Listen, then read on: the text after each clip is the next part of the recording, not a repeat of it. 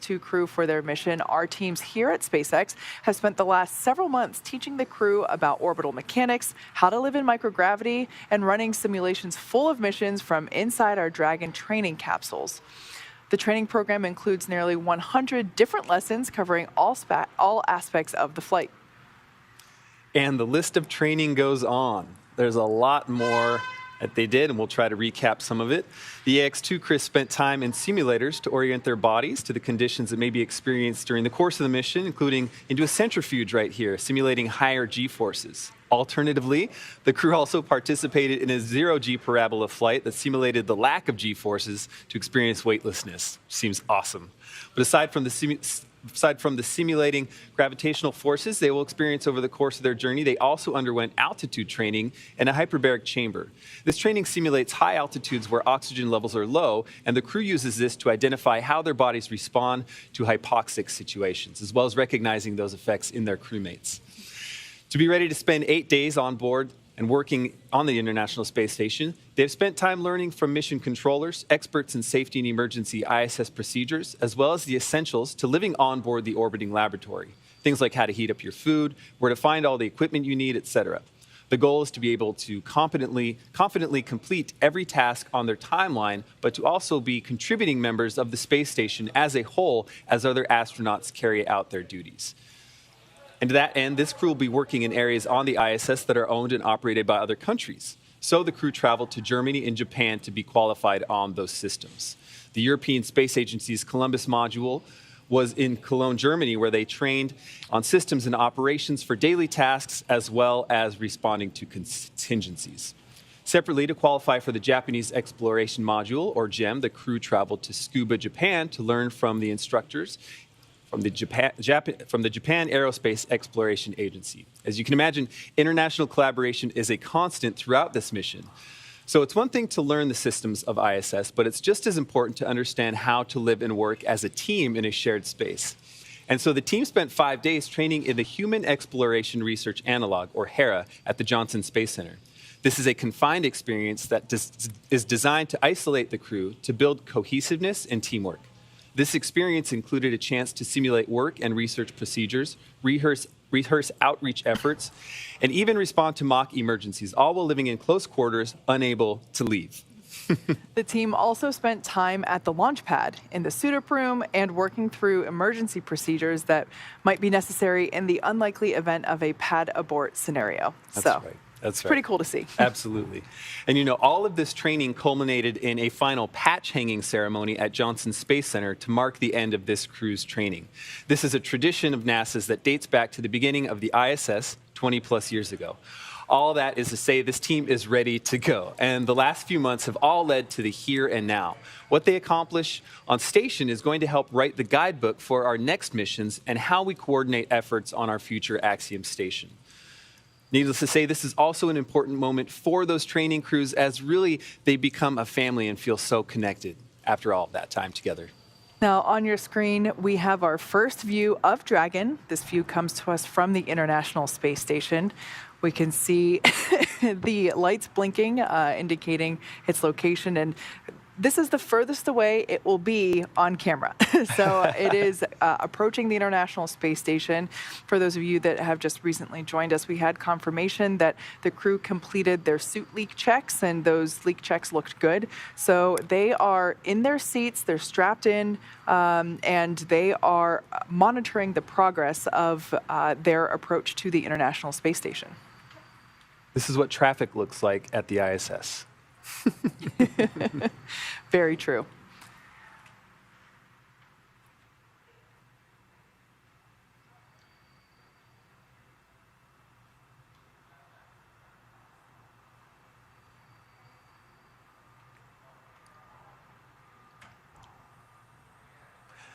There's no doubt that the incredible efforts of thousands of folks across NASA over the last 2 decades have set the stage for what is possible in low Earth orbit. The X2 mission is a critical step toward opening those possibilities to a host of new participants, governments, diverse researchers, manufacturers, and more. Here on Earth, we're already seeing benefits from research currently conducted on the ISS, from water and air purification systems to testing medical devices and therapeutics. Pretty amazing stuff. In addition to tech demos and medical research, access to low Earth orbit allows for a connection to the arts and other outreach opportunities.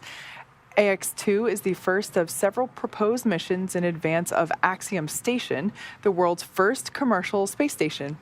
A sustainable commercial low Earth orbit economy means expanded access to work in space. It also frees up NASA and its partners to put their budget towards other exploration programs while granting space agencies around the world more opportunities through commercial efforts. And over its lifetime, the ISS has accomplished an unprecedented feat, continuously sustained operations on and off the Earth for more than 22 years. This is not only a true testament to the technology required to physically achieve that, but also to the collaborative and cooperative efforts of thousands of people across the world to ensure that multiple nations, agencies, and entities, both public and private, work together to push humanity forward. And as we move forward, private industries need time to learn how to establish and maintain these relationships effectively. So, by flying private astronaut missions like AX-2 to the ISS, Axiom is taking essential steps to get that on-the-job training as we work towards building the world's first commercial space station. Axiom Station is an opportunity to continue the story of the ISS, science, and research through cooperation and collaboration for the benefit of all. AX-2 is this next chapter. So once again, we are observing Dragon Freedom as it approaches the International Space Station. The crew has their suits on, they're in their seats, and they are inside those blinking lights. That's so amazing to think about. And we will see those blinking lights get closer and closer over the next couple of hours.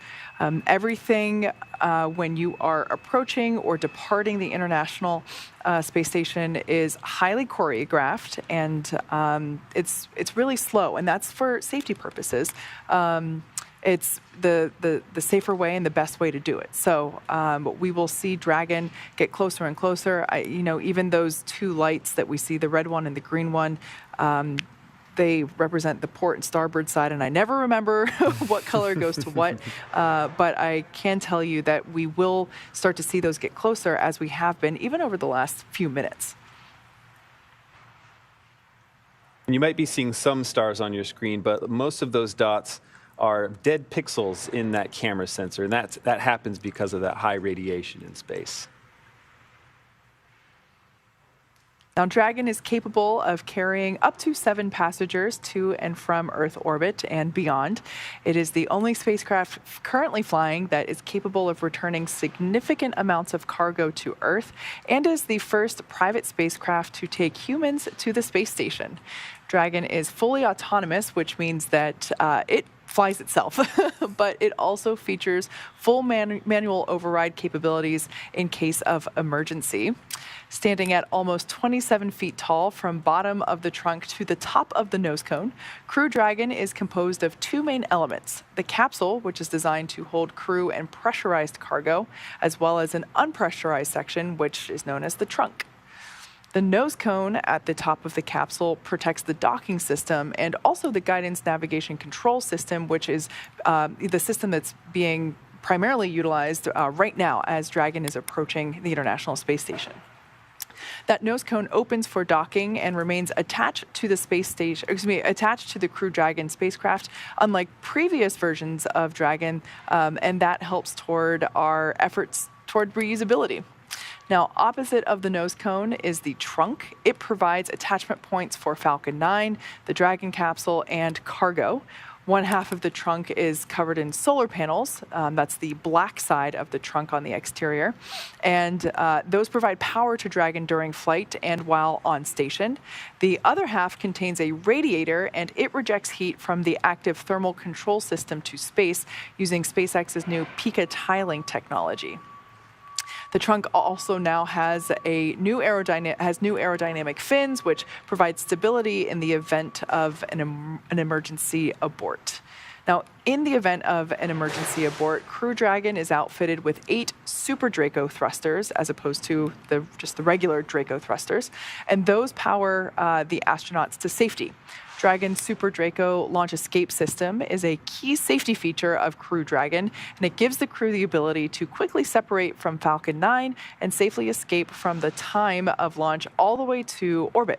It's a feature that no other spacecraft in history has possessed. So it's pretty awesome, and it's a great safety feature. Absolutely. Thank you, Kate. We are actually going to toss back now to Leah at Mission Control at Johnson Space Center. Leah? Thank you both very much. And yes, tally-ho, we have sights set on Dragon. Now, as you can see, it is pretty dark outside. That's because the International Space Station is in an orbital nighttime. It's currently flying over the South Pacific Ocean, about 261 miles above Earth. And of course, Dragon is now just slightly below it. Waypoint 0 brought Dragon the approach initiation burn brought Dragon to waypoint 0 at 400 meters below the International Space Station. The systems have checked out, and it's now moving up toward waypoint 1. That is when Dragon is approximately 220 meters above the space station. It'll be on the docking axis, meaning it's directly in front of the docking port. So the crew are headed to the zenith port, the space-facing port of Node 2. And the other Dragon that's currently on board, which brought the Crew 6 crew earlier this year, that is docked to the forward port of the Harmony module. As you can see, we go in and out of receiving feeds from the International Space Station. That happens when we go through satellite handover periods. The International Space Station is orbiting Earth and seeing a sunrise and a sunset every 45 minutes. So we constantly hand over to different satellites that receive the feeds from the station and send it back to us on the ground. So you'll see that a little bit this morning. After we reach waypoint 1, we will pause until Dragon gets the go to move into waypoint 2. That's when they're only 20 meters away from the International Space Station, and the spacecraft is focused on aligning its docking system with the International Docking Adapter. Slow and steady wins the race at this point in the mission. Right now we're moving at less than 5 miles per hour. And as we move in from waypoint 2, we'll be moving even slower. We may hear the call-out chop at a little less than 30 seconds before docking. That's the crew hands-off point, when any aborts need to be done automatically by Dragon. And of course, we are tracking docking to come in at about 8:10 a.m. Central Time this morning. The crew are in their suits. They have completed good suit leak checks, everything continuing to move along very smoothly today.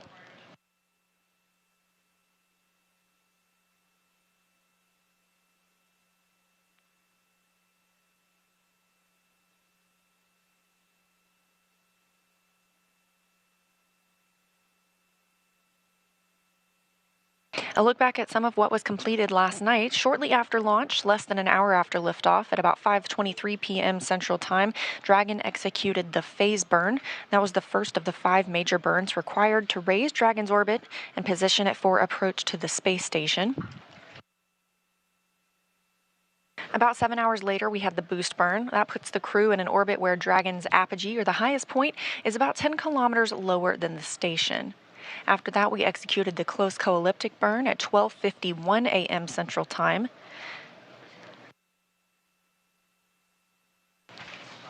The close burn puts Dragon on an orbit roughly co-elliptic with the space station. That means it is roughly 10 kilometers lower than the station the entire way around the Earth, instead of just being 10 kilometers below the station at apogee, or its highest point. We also saw the transfer burn at about 2:47 a.m. Central Time this morning. That's the 4th major maneuver where we raised Dragon's apogee again, or the highest point of its orbit, to just 2.5 kilometers lower than the space station. Dragon, we rounded everything out on with the big loop. Mid-course burn complete and nominal. Trajectory has converged on waypoint 0. Dragon copy.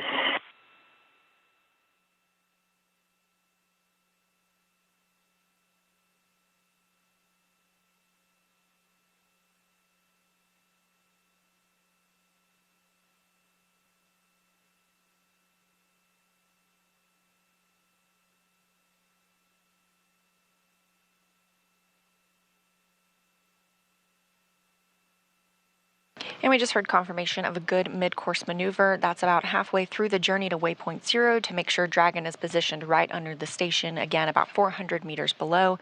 So confirmation that they did indeed conduct a mid-course maneuver this morning, and everything continues to look good for Dragon. We are in integrated operations. This happens when Dragon gets closer to the space station, specifically when they enter the approach ellipsoid, that 4 by 2 by 2 kilometer invisible boundary around the International Space Station. This helps us govern all arriving and departing visiting vehicles, whether they carry cargo or crew.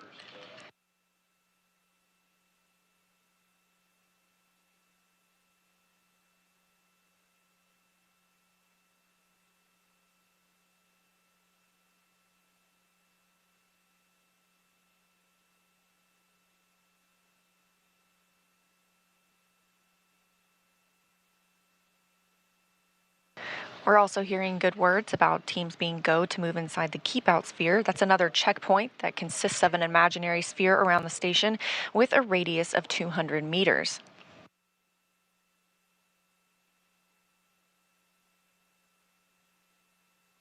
The keep-out sphere carries a similar requirement on the orbital trajectory that if Dragon were to somehow lose control of its thrusters, the space station would be safe for 4 orbits or about 6 hours. However, everything looking good on Dragon this morning. Again, we're in an orbital nighttime. This view coming from the International Space Station as we are tracking Dragon and its approach to the orbiting laboratory.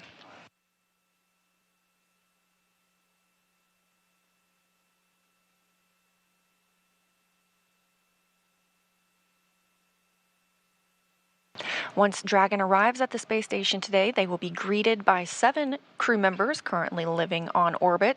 That includes NASA's Frank Rubio, Steve Bowen, and Woody Hoberg, Sultan Al-Nayati of the United Arab Emirates, and Roscosmos cosmonauts Sergei Prokopyev, Dmitry Petelin, and Andrei Fedyaev. That'll bring our crew up to 11 for the next several days. We are looking at about an 8-day docked mission for the AX-2 crew, about 10 days in orbit in total.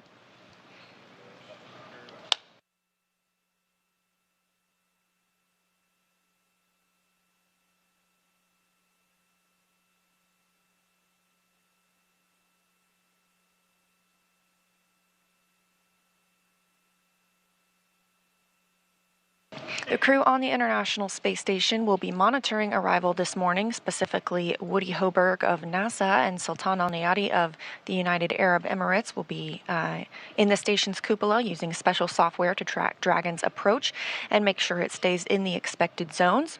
Once Dragon is docked, Hoberg will be our prime to start those hatch opening operations. He will start by opening the large hatch on the Node 2 forward, or Node 2 zenith that is, giving him access into the pressurized mating adapter. They'll then pressurize the vestibule, and that's the small space between the hatches on the Dragon and space station. Of course, the vestibule is exposed to vacuum prior to docking, Houston, so the crew... on the big loop, Dragon range is approximately 1,000 meters. Monitor long-range approach per steps 1 to 4 in 1.102, Dragon approach and retreat monitoring. ISS crew is now primed for vehicle approach monitoring.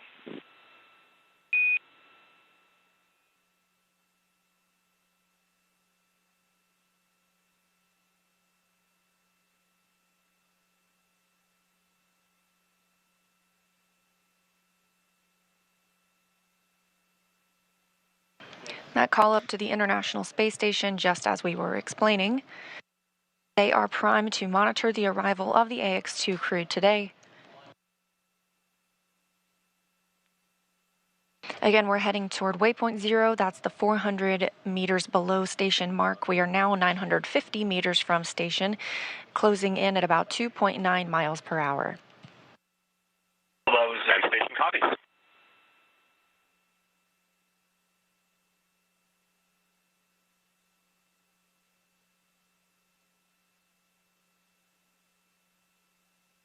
So once we dock at approximately 8:10 a.m. Central Time, it takes about 2 hours to pressurize the vestibule, the space between the hatches. Flight controllers here in Houston will monitor and verify the pressure readings to make sure that everything is leak-free before we get on the ready. big loop for approach setup.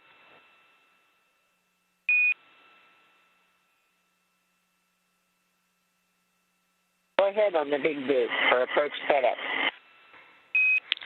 Ground has pulled go for approach 0 and will be enabling the maneuver shortly. Expected maneuver start time is per your forward displays.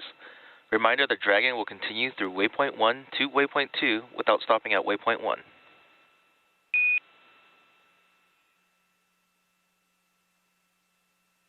We copy. Go expected shortly, passing through 0 to 1. Good to be back.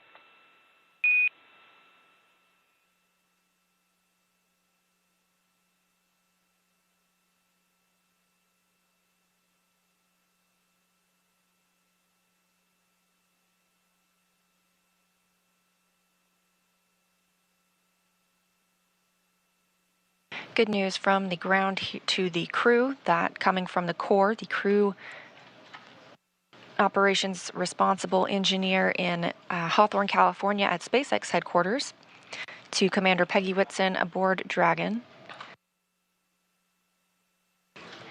The team will not have to pause at waypoint 1.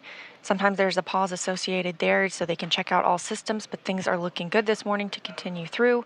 Dragon now 800 meters away from the space station. The International Space Station crew members have been preparing for arrival of Dragon by moving and setting up some laptops as well as crew alternate sleep accommodations. Again, we will have 11 crew members. Feels like a full house aboard the station once the AX2 crew arrives today. Teams also will do things like feather the solar arrays or maneuver them so that they avoid any plumes from Dragon once it gets closer to the station. It's also been a busy time on the space station with another variety of activities, including a port relocation. Just a couple of weeks ago, the Crew 6 crew boarded their Dragon spacecraft and moved it from Zenith, the space-facing port on Node 2, to the forward-facing port. So that is where the AX2 crew will dock today, to that Zenith port. However, the maneuver was to prepare for the arrival of CRS-28, the 28th commercial resupply mission from SpaceX to the International Space Station. That will bring with it some new solar arrays. Those are called International Space Station rollout solar arrays, and those are stored in the trunk of Dragon. That Zenith port, it makes it much easier for the Canadarm2 to help retrieve those IROSAs for eventual installation on some spacewalks later this year. We've had a handful of spacewalks happen over just the last few weeks at the space station, including 3 Roscosmos spacewalks to move and connect and deploy a radiator, as well as 1 NASA spacewalk to... Just reporting per block 1, vehicle in sight. Houston copies.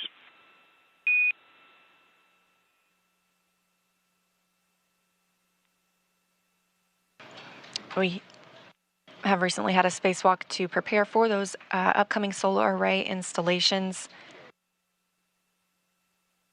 And hearing confirmation from the crew aboard the International Space Station that they themselves also have their sights set on the approaching Dragon.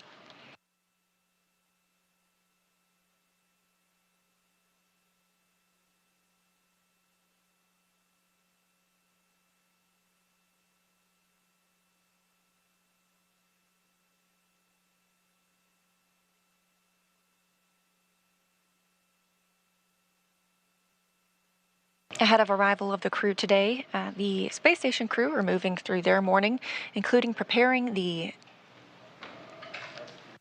Node 2 area for docking and hatch opening, as well as getting the required exercise for the day. And here we have a new view of Dragon approaching the space station from the International Space Station itself.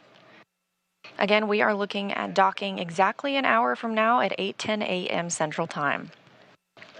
This view from the International Space Station while Dragon is still 630 meters away.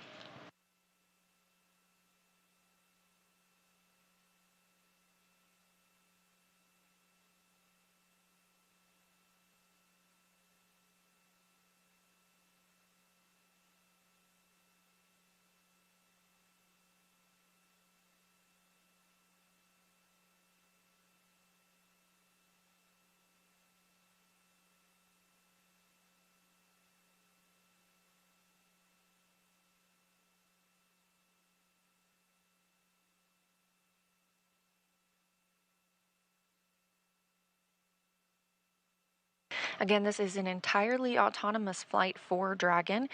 The crew aboard has been trained that they can take over if needed. However, things continue to move smoothly this morning. The crew off-duty time ended at 5:30 a.m. Central Time. The crew got suited up shortly after, and the big loop was configured, meaning that team members here in Houston can speak with teams in Hawthorne as well as on the space station and on Dragon on one big communication loop rather than on various different loops.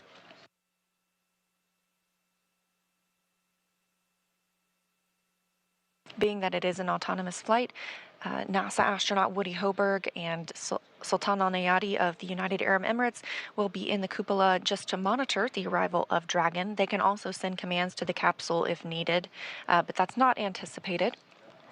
Hoberg will then be primed for assisting in pressurization of the vestibule and the hatch opening operations. After docking and the welcome ceremony, all crew members will then move into an ISS safety briefing, making sure that they are briefed on everything they need to know while living aboard the International Space Station for safety purposes. Of course, they go through a lot of that training here on the ground, but it's a great refresher once they arrive on board in the microgravity environment.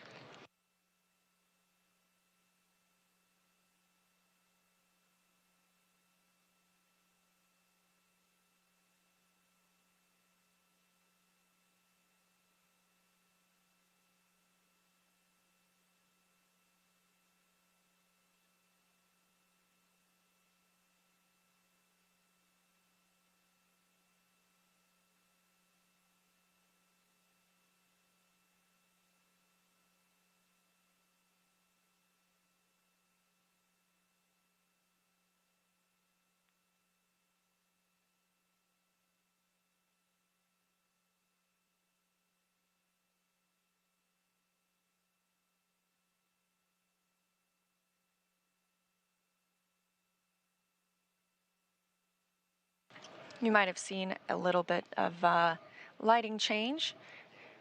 We are now entering into an orbital daytime. Again, we see 16 sunrises and sunsets a day aboard the International Space Station, moving at 17,500 miles per hour, giving us an even better view of Dragon as it gets closer, now about 500 meters from the orbiting lab.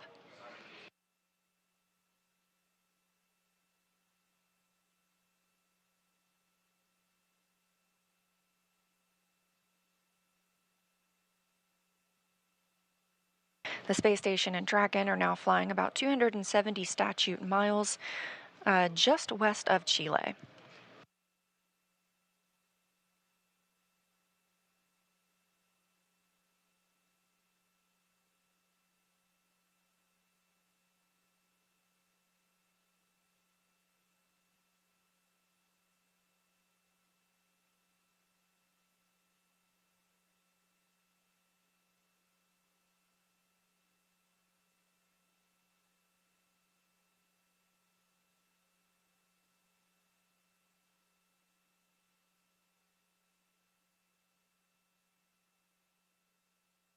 Again, we're heading toward waypoint 0. That'll be at 400 meters below the space station. We are now at 480 meters below the space station. The crew will not stop at waypoint 0. They will continue to move through.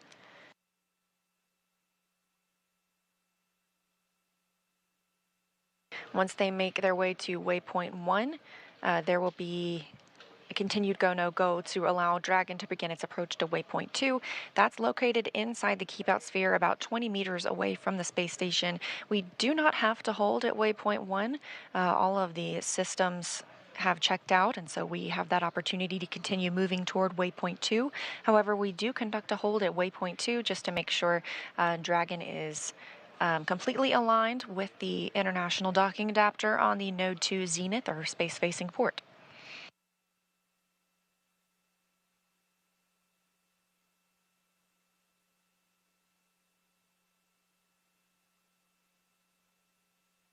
So at that 20-meter distance, Dragon will slow itself down even further, bringing its approach in and eventually make initial soft contact with the adapter soft capture ring. That'll retract and bring Dragon in for the hard capture sequence.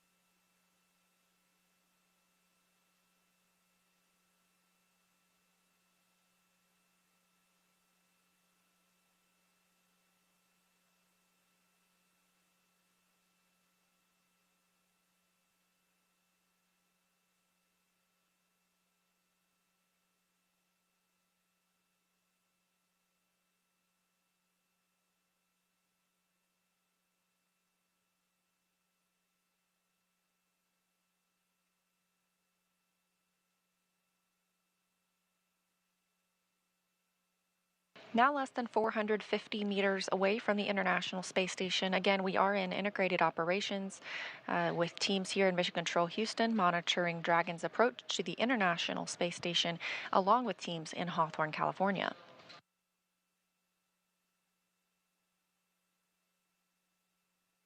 The crew are in their suits. They had good suit leak checks earlier today. They also are seated. We have them get in their suits and their seats during dynamic phases of flight. Even though it looks like Crew Dragon is moving slowly, we want to make sure that they are in their suits as a precautionary measure during the docking process. They had an opportunity to get out of those suits, have some free time. As Kate and Duke mentioned earlier, they were able to call down to the ground last night and discuss what it was like to be in microgravity. They also had a chance to get some rest, maybe eat some meals, and then eventually their crew rest time ended at 5:30 a.m. Central this morning.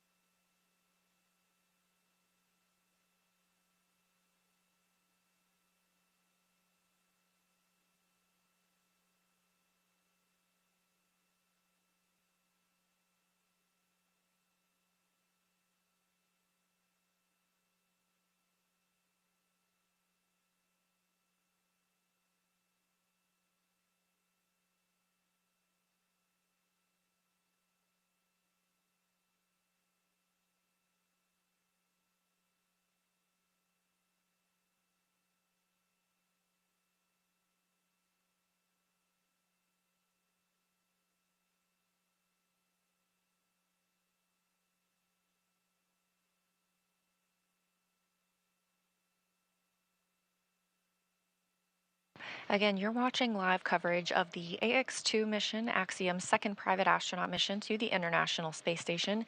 These are not NASA astronauts arriving aboard Dragon today. One of them, however, is a former NASA astronaut, Peggy Whitson. This is her third spacecraft to fly on. She joins a small elite group of astronauts who have flown on 3 separate spacecraft. She has flown on the Space Shuttle, on the Roscosmos Soyuz, and now on Dragon.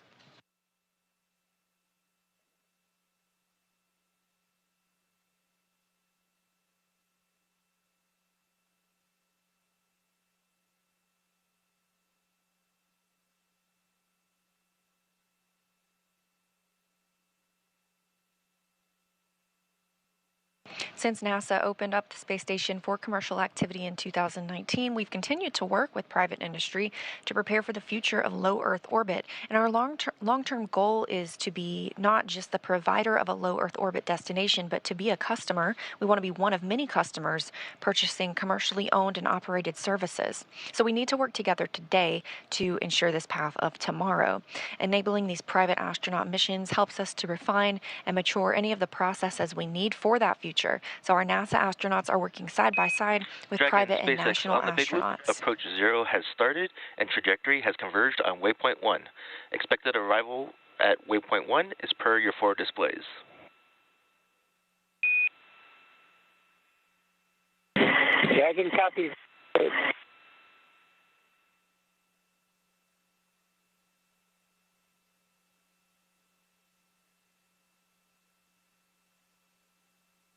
Again, we have reached waypoint 0, that 400 meters directly below the International Space Station. Coming up, we are going to move from waypoint 0 to waypoint 1, pausing at that distance of approximately 220 meters, putting Dragon on the docking axis, meaning it's directly in front of the docking port.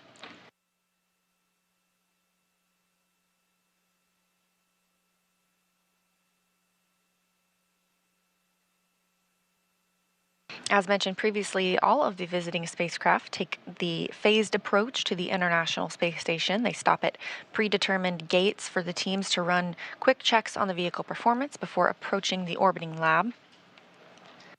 When it comes to bringing two spacecraft together, slow and steady wins the race, as docking operations require a great deal of precision to make sure we're keeping the spacecraft and the crew safe. So when we say slow and steady wins the race, we're now traveling at less than half a mile per hour.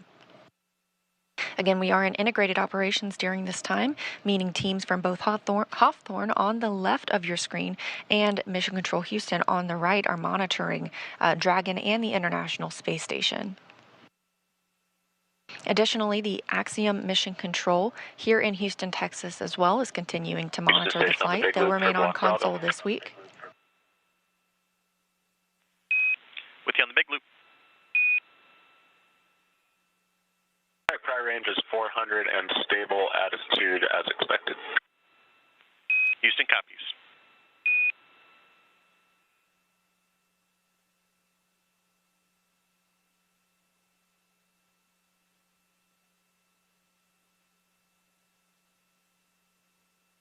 The Axiom team will work with the AX-2 crew aboard the space station this week to ensure all of the payload operations that they'll be conducting, as well as any of their downlinks with team members on the ground, as well as media and potentially some STEM outlets will be executed smoothly.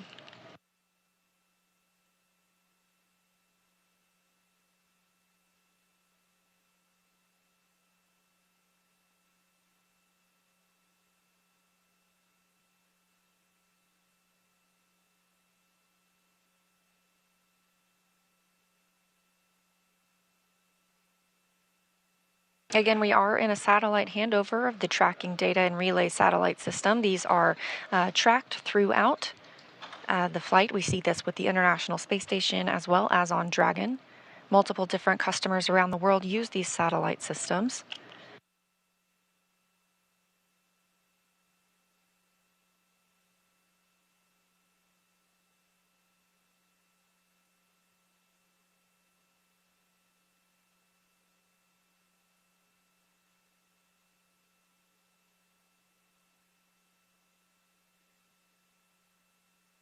All 7 crew members currently aboard the International Space Station, currently moving about their day, some of them exercising, some enjoying their midday meal.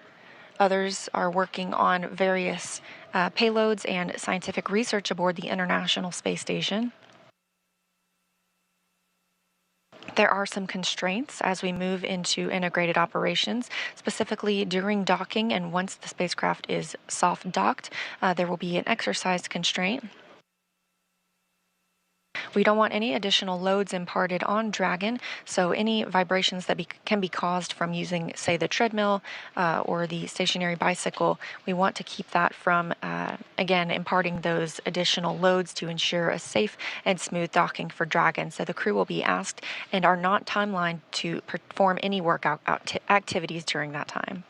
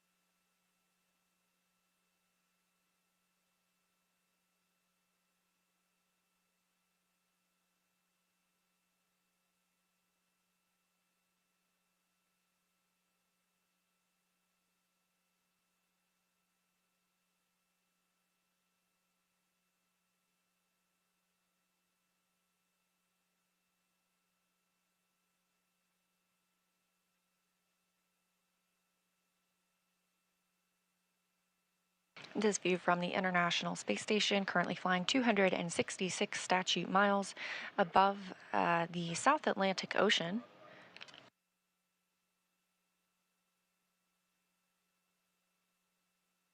Dragon is about 400 meters away from the space station. Again, we reached waypoint 0 and have the go to move to waypoint 1, which will put us 220 meters from the space station above the docking or on the docking axis above the Node 2 Zenith port. After we reach waypoint 1, we'll move into the keep out sphere. That's the 200-meter sphere with a radius of 200 meters around the International Space Station. Again, this is an invisible boundary, but helps us monitor all vehicles that arrive and depart the orbiting laboratory.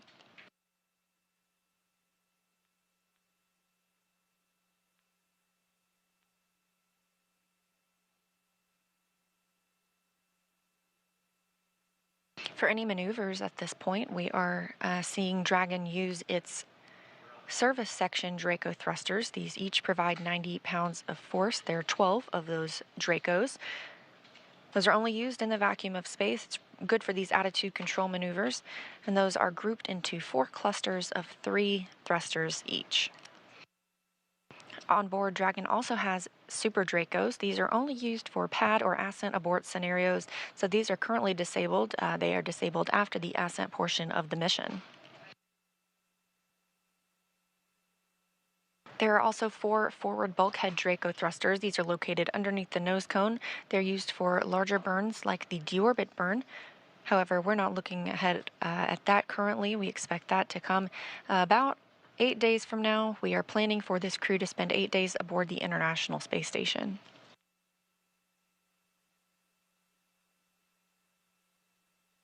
Also located underneath the nose cone is the docking hatch. This is the portion that will dock to the International Space Station and the hatch that crew members will use to float in and out of Dragon.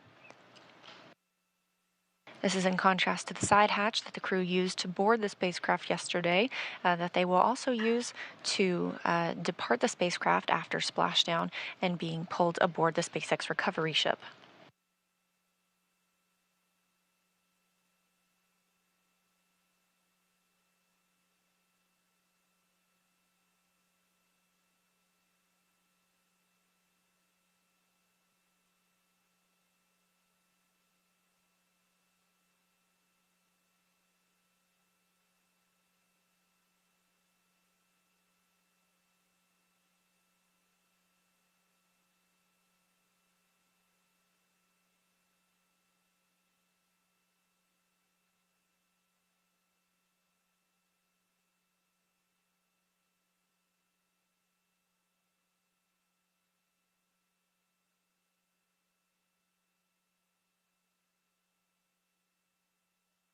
Pretty quiet here in Mission Control Houston, as well as obviously aboard Dragon and the International Space Station, as this is a fully autonomous flight, and everything continues to go well for Dragon and its arrival this morning.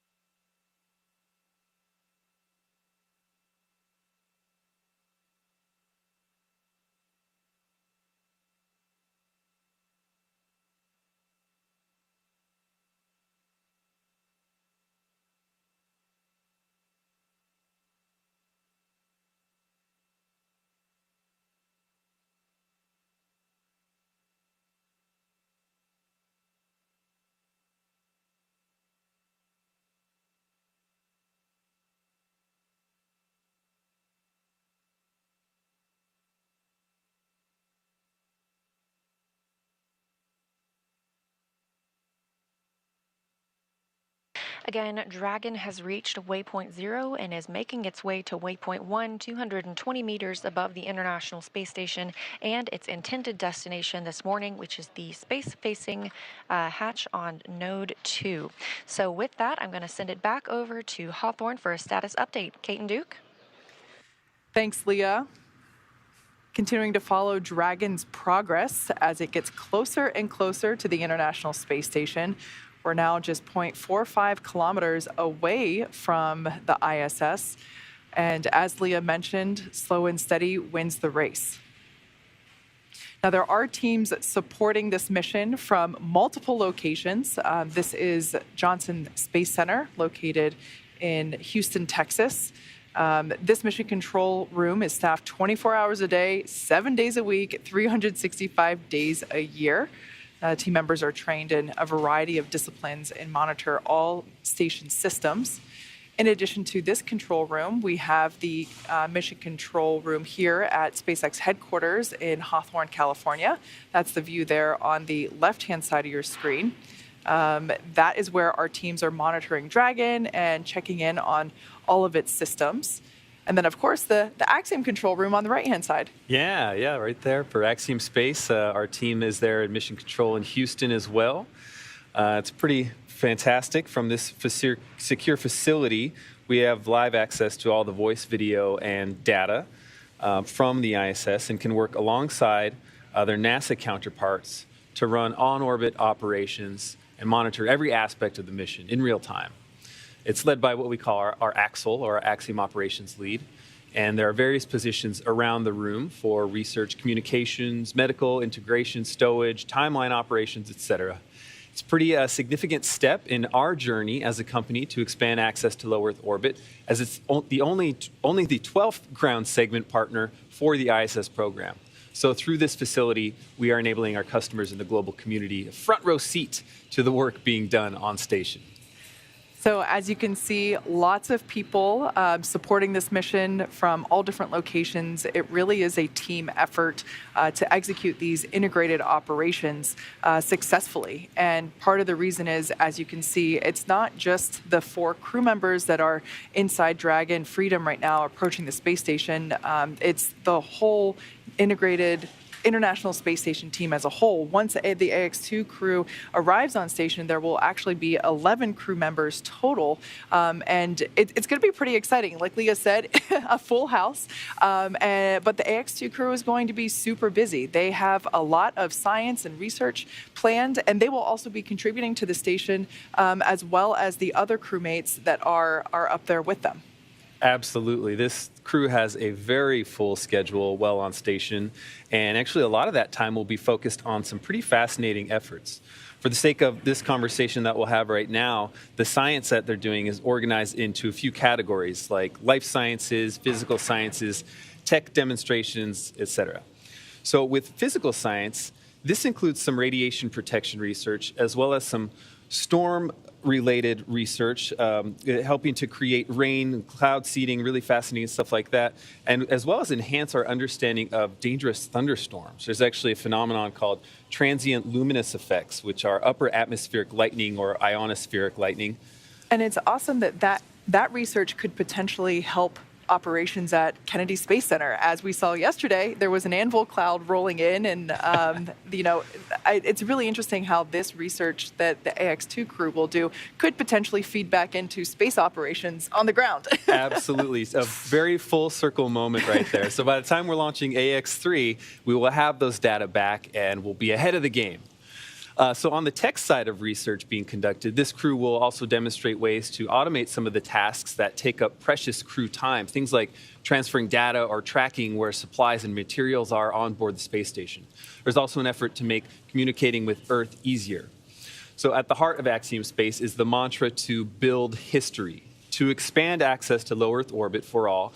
And so we're dedicated to creating partnerships with companies that you wouldn't typically expect to hear about going to space, to grow the volume of those who can conduct meaningful research and research on board and outreach as well about science and everything else included in that. So a lot going on up there, and they're certainly going to have their hands full once they dock, which we should be seeing shortly here. Yeah, we're very much looking forward to it. Look at this. This is our first view inside the Dragon capsule. I love this view. So on the left-hand side would be our commander, Peggy Whitson, and on the right-hand side of that view was pilot John Schaffner. Now, this view is also very cool because this is looking at the International Space Station from the Dragon. What a great shot. Yeah, it's just incredible that we can get these live views and see what Dragon is seeing as it is approaching the ISS. I love living in the future. Like we've mentioned before, we are heading to the Node 2 Zenith port this morning. We have passed through waypoint 0, which is the 400-meter mark which is 400 meters away from station. We're heading up and around over the station to waypoint 1, which is about... Dragon station on the big loop. Expect reconfiguration of the C2V2 return link shortly.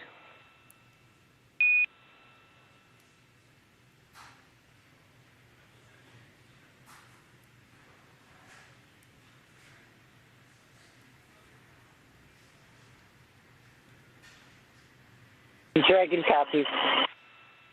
Station copies.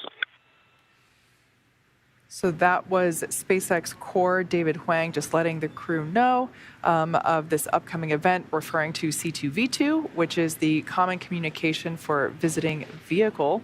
And that's basically just the link for the visiting vehicle, in this case, Dragon Freedom. But yeah, this view is over the shoulders of our commander and pilot.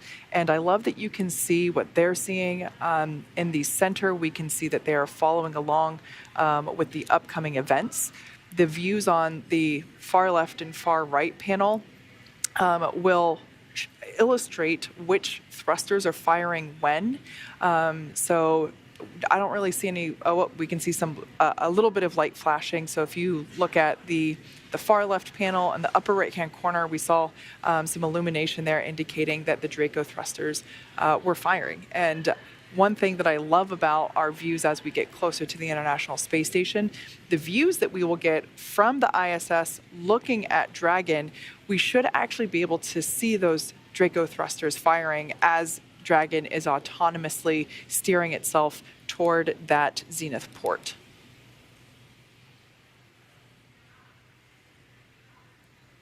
Now, when we say autonomous, it's truly what that means. Dragon is doing all the calculations and steering and flying automatically. It is flying itself. That being said, our pilot, John Schaffner, has the capability to take over manual control at any time if necessary.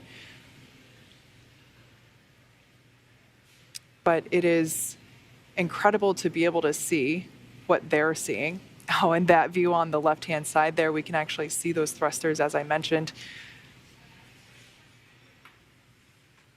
It almost looks as if Dragon is like spitting out a little bit, and it's just really cool to be able to see that propulsion system in action as Dragon is flying itself to that zenith port. And I love it with those two views that we just had because it's Dragon looking at Station as well as Station looking at Dragon, which always kind of reminds me of the Spider-Man meme them pointing at each other. It's a very meta moment. Mm-hmm. In that image on the right, you see our commander, Peggy Whitson, on the left, pilot John Schaffner on the right, and out of frame, our mission specialists, Rihanna Barnawi and Ali Al-Karni. Likely also monitoring all these events. Everyone on board this Dragon is probably very, very anxiously awaiting this moment of docking.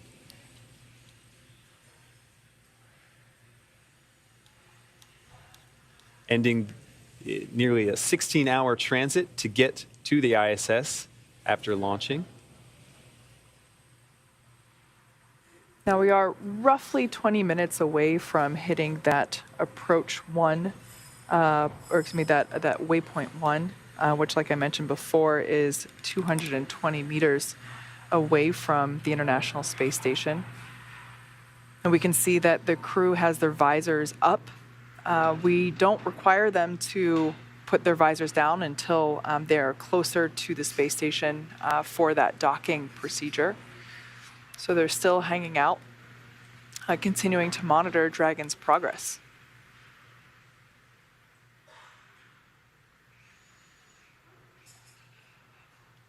As we said before, once the 4 Axiom 2 crew members get on station, they're going to be there for 8 days, and they're going to be very busy.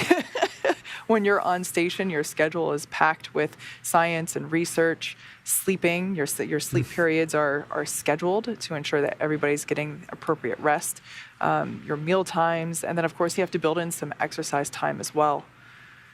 But yeah, the crew will be very busy once they get on station. So these final moments before they actually arrive might actually be very calm and restful because, like we said before, the crew right now, they are monitoring, they are keeping an eye on Dragon systems, and of course keeping in contact with the integrated operations teams from all three mission control centers that we mentioned before.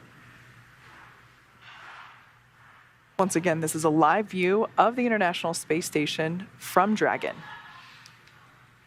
It almost looks fake. It's so clear and beautiful.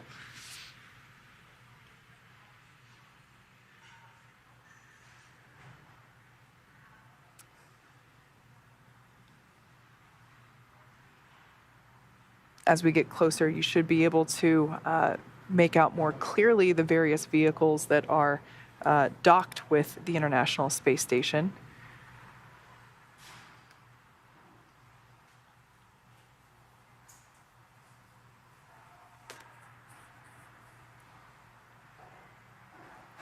Once we get closer, I definitely want to keep an eye on to those various ports. As we mentioned, we did a port relocation maneuver for the Crew 6 capsule. Dragon Station on the Big Loop. C2V2 link reconfiguration complete.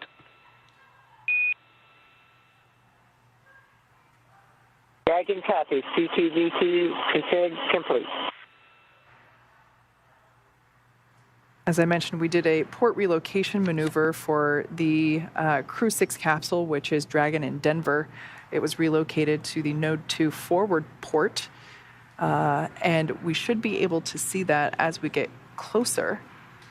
And I just love it when there is a Dragon capsule getting a view of another Dragon capsule that is on station. We had that view during the Crew 6 docking, if I remember correctly. So this is a live view coming to us from the International Space Station of Dragon Freedom as it approaches.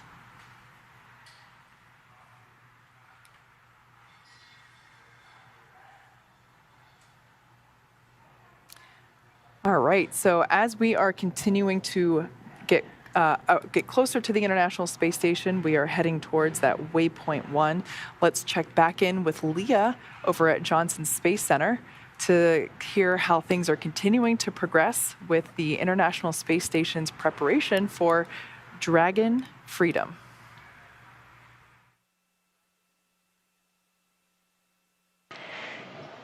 Hi, Kate. Hi, Duke. Thanks for carrying us through a little bit of that. And yes, that's no moon. That is Dragon approaching the International Space Station. As you heard, we've reached waypoint 0, that 400 meters away from the space station. We're just a little bit below that now. But as you can see, we've made quite a bit of movement. Our previous view of Dragon had the Earth in the background. Now we have space in the background. The spacecraft has moved out in front of the International Space Station, still less than 400 meters away, about 380 meters right now, but we're moving up to waypoint 1.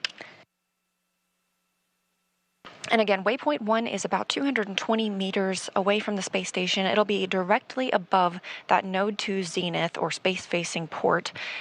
We have the opportunity to pause here, check out any systems if needed, and we expect arrival at waypoint 1 in about 10 minutes.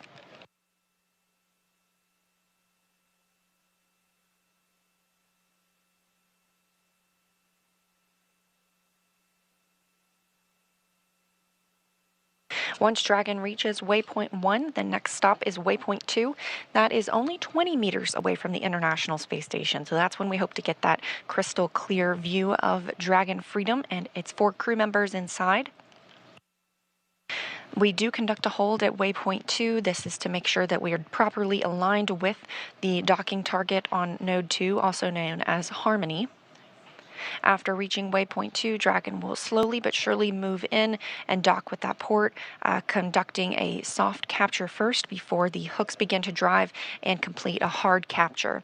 Then it takes about 2 hours until Dragon hatches are ready to be opened and the 4 new crew members make their way aboard the space station.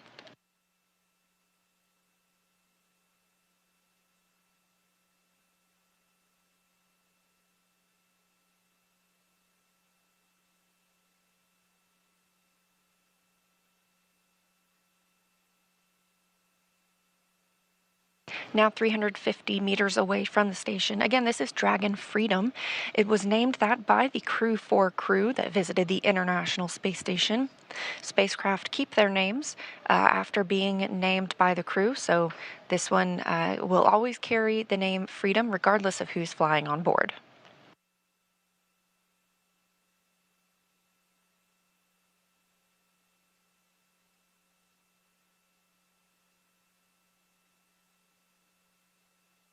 On the International Space Station side, things continue to move smoothly. Again, we have NASA astronaut Woody Hoberg in the cupola along with UAE astronaut Sultan Al-Nayati. They're monitoring Dragon's approach. It is a fully autonomous flight for the visiting spacecraft, meaning there is no action required on part of the crew. However, they do have the ability to take control if needed, as well as the crew aboard the space station can send commands to Dragon to retreat if necessary. But we're not expecting any of that this morning as things continue to move smoothly, now 330 meters away from the orbiting laboratory.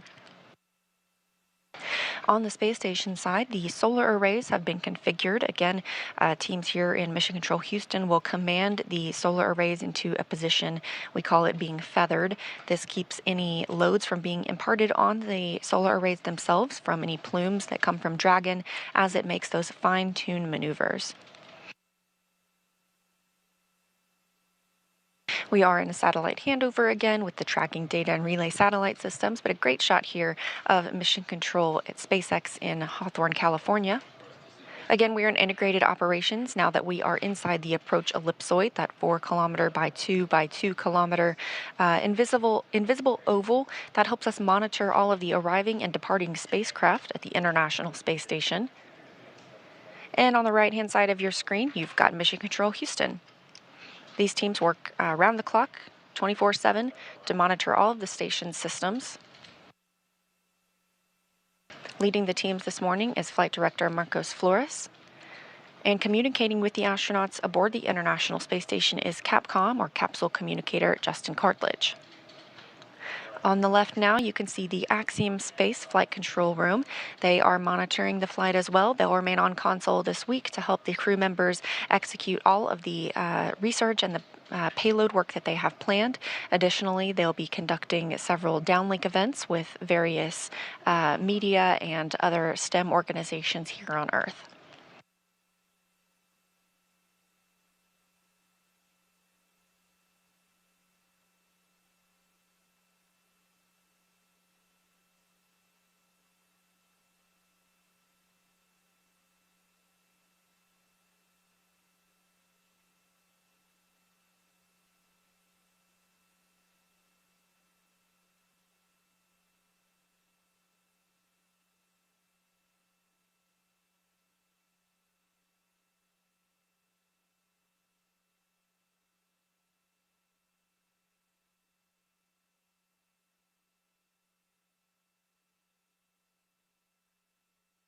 Now just 290 meters away from the space station and closing in. Again, slow and steady. We are less than 1 mile per hour as we see Crew Dragon move toward the International Space Station Zenith port.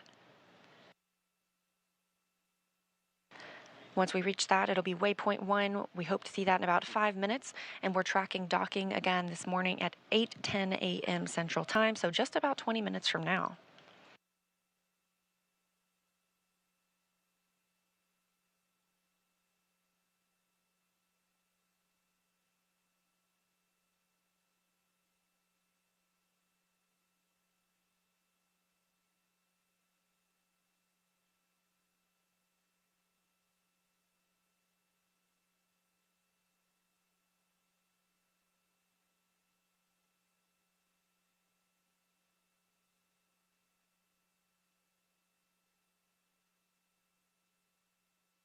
So look back at what has brought Dragon to this point. Less than an hour after liftoff last night at about 5:23 p.m. Central Time, Dragon executed the phase burn. This was the first of those 5 major burns. This raised Dragon's orbit using the Draco thrusters, and about 7 hours later we had the boost burn. This put our crew in an orbit where Dragon's apogee, or the highest point of its orbit around the Earth, is 10 kilometers lower than the space station. After that, we execute the close co-elliptic burn, and this puts Dragon on an orbit roughly co-elliptic with the station. So it means it maintains that orbit about 10 kilometers lower than the station all the way around instead of just at apogee. The transfer burn occurred at about 2:47 a.m. this morning, Central Time. This is where we raise Dragon's apogee. Again, that's the highest point of its orbit to just 2.5 kilometers lower than the station. We want to make that co-elliptic one more time, so we round that out with the final co-elliptic burn. That was at 3:34 a.m. Central this morning, maintaining the constant orbit about 2.5 kilometers below the station.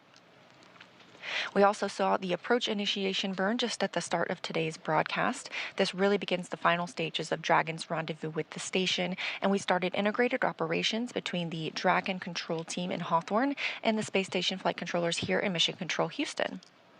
This approach initiation brought us up to waypoint 0. Waypoint 0 is 400 meters below the station. This is the first checkpoint during the approach. We have now entered the approach ellipsoid, that first boundary of monitoring the arrival and departure of visiting vehicles. Of course, we didn't even have to hold at that 400 meters. All of the systems checked out, and Dragon has continued its approach to waypoint 1. This happens when we are about 220 meters away from the space station. We're currently 240 meters away, so we're getting very close, and that 220 meters at waypoint 1 puts us on the docking axis, meaning it's directly above the docking port. So we're heading toward the zenith port of the International Space Station's Node 2 module, also known as Harmony. Currently docked to the forward port, we have Dragon Endeavour, which brought the Crew 6 crew. So once Dragon is Dragon only 20 meters on away, the Big Loop, approach 1 and soft capture ring extension will begin shortly. Dragon will continue approach to waypoint 2. Reminder that manual impulsive retreat recovery is not permitted.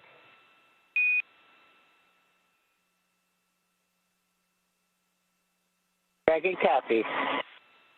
Station copies.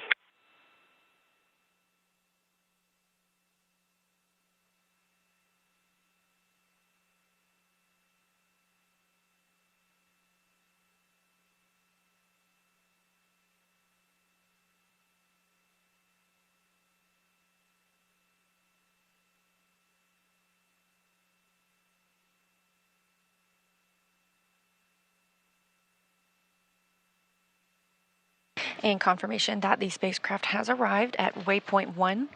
Again, we have the opportunity to hold here. It's 220 meters away from the International Space Station, specifically in line with the docking axis on the zenith port of Node 2. And you can see some of those thruster plumes coming from Dragon as it fine-tunes its approach using those service section Draco thrusters.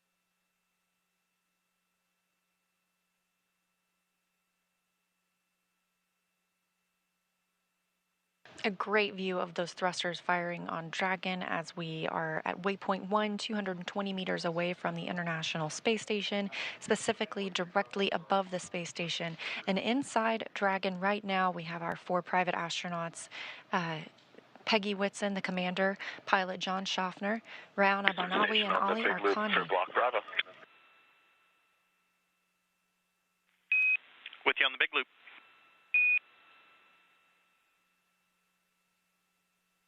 Pry range 208 meters and decreasing attitude as expected. We copy and concur from the ground. .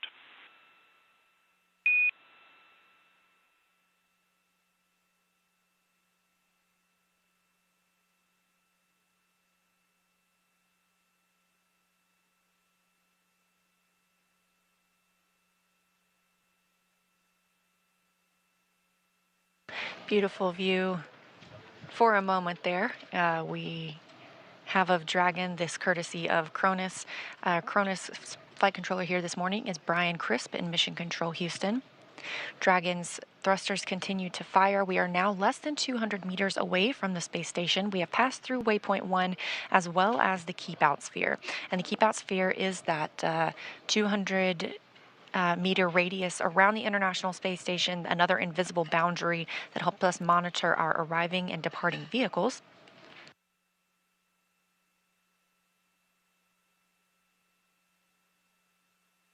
The next pause for Dragon will be at waypoint 2. This is a hold point. That's 20 meters away from the International Space Station when we move in toward final docking.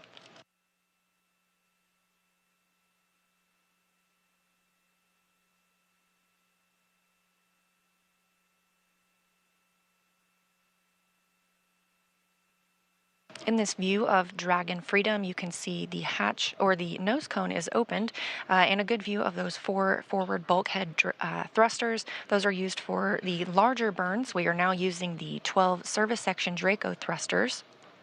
These are for more fine-tuned attitude maneuvers, especially as we get closer to the International Space Station. The nose cone protects those thrusters as well as the docking mechanisms aboard Dragon.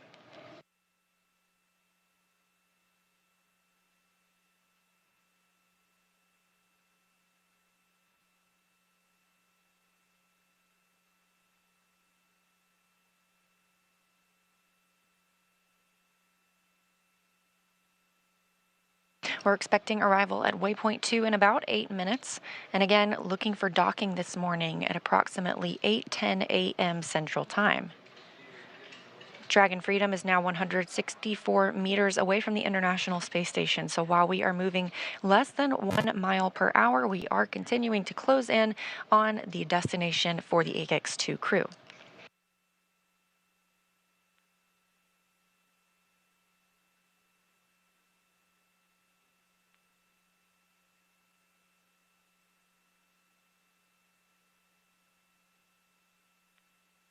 That's Dragon on the big blue. Visors are closed for all 4 crews. Copy, Dragon. Visors are closed.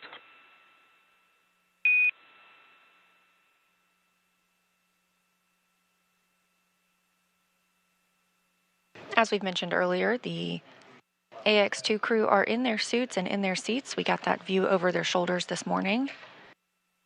They do not have to wear their suits for the entirety of the flight. When they are not in these dynamic operations periods, they are welcome to take those off and get into some more comfortable attire specifically for their sleep portion of their flight. However, now they are in their suits. They've conducted suit leak checks through the umbilicals that connect to the spacecraft itself. These also provide communications and cooling for the astronauts.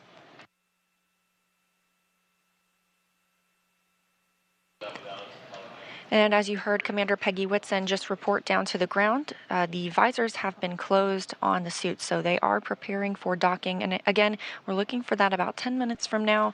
We do have some time and some hold time that we can conduct at waypoint 2 if needed. We can wait until lighting conditions are preferred for Dragon to move in for its final docking.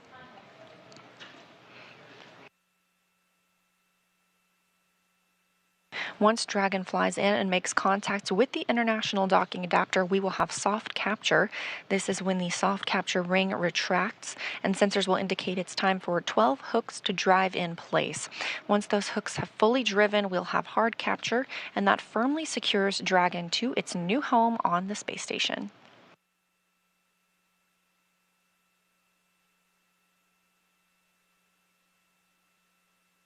Now just 130 meters from the International Space Station, everything continuing to move smoothly for Dragon. Station on the big loop, our review of steps 5 and 6 is complete and ISS is ready for docking.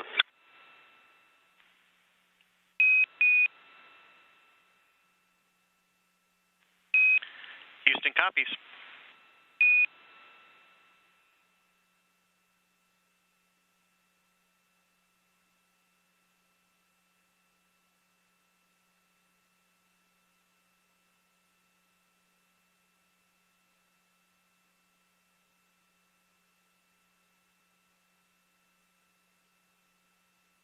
We are in another satellite handover and expect to regain video of the crew aboard Dragon as well as from the International Space Station shortly.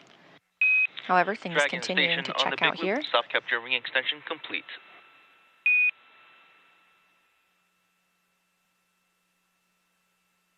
Dragon copy. Station copies. Station Houston on the big loop. At waypoint 2, Dragon will briefly pause to align for docking, then automatically resume approach.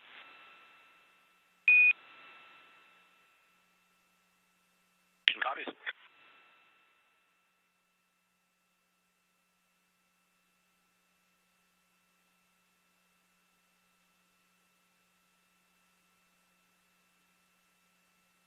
We are less than 100 meters from the International Space Station.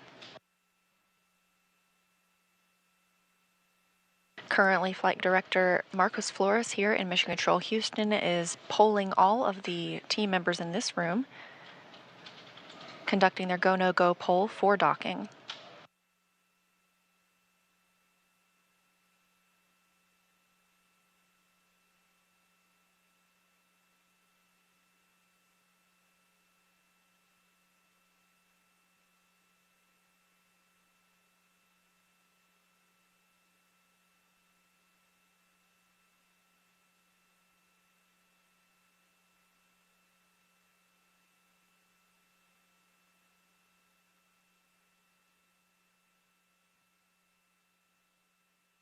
Just heard confirmation Dragon that station Mission Control on the Houston big is loop. go. Confirm crew readiness for final approach. Ground has pulled go for approach 2 and will be commanding approach allowed shortly. As a reminder that once Dragon is inside the crew hands-off point, retreat and breakout are not permitted. And the Dragon crew is ready to go for docking, and we copy on the crew hands-off point. Station crew copies, and we are ready for final approach.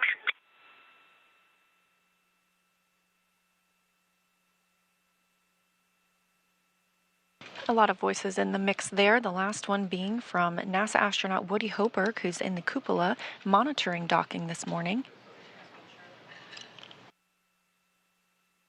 And good words from all of the teams that they are go for docking. Dragon is now less than 60 meters away from the International Space Station. We're expecting arrival at waypoint 2 in 2 minutes. Again, that'll be the 20 meters away from the International Space Station, directly above the Node 2 Zenith docking port. We do have a pause at waypoint 2, and they can hold there for an extended period of time if need be, if they want to wait for lighting conditions to change or to check out systems any further. However, things continuing to look good this morning.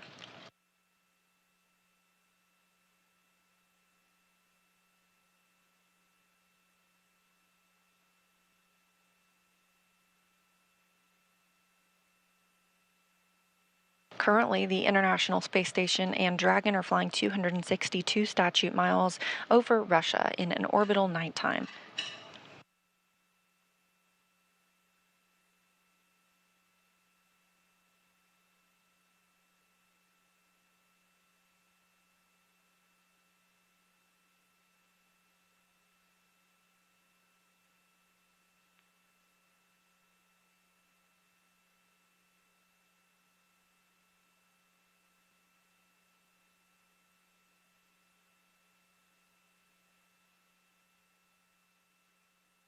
Dragon now 34 meters away from the International Space Station. We also heard confirmation earlier from teams here on the ground that the soft capture ring is properly extended.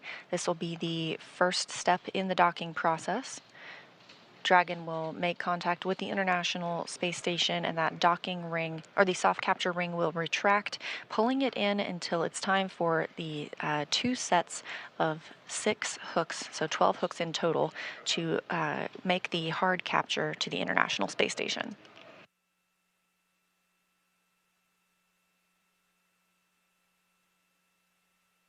Standing by for arrival at waypoint 2.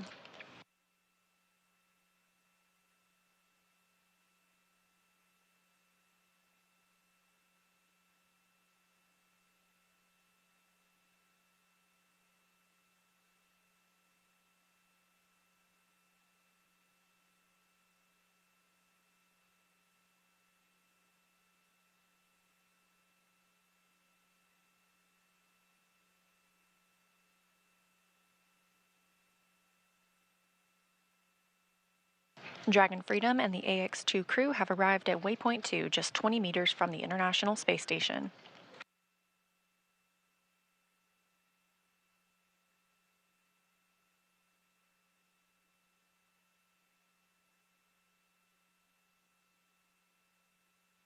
Teams here are all on the ground are all go for docking, as well as aboard the International Space Station and Dragon itself.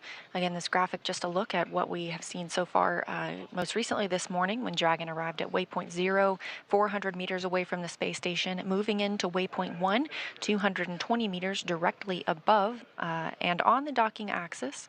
We have now moved down from that 220 meters into just 20 meters from the International Space Station, directly above the Node 2 Zenith port. This is a hold point for Dragon. Houston, on the big loop, Dragon is on final approach and is go for docking. Monitor per steps 5 and 6 in 1.102, Dragon approach and retreat monitoring. Station copies in work.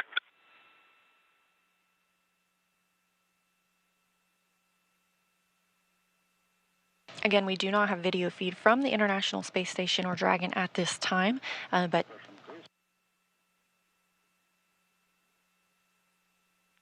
teams continue to monitor its approach to the space station itself. We have now left that waypoint 2 hold point of 20 meters away, now about 16 meters from the International Space Station.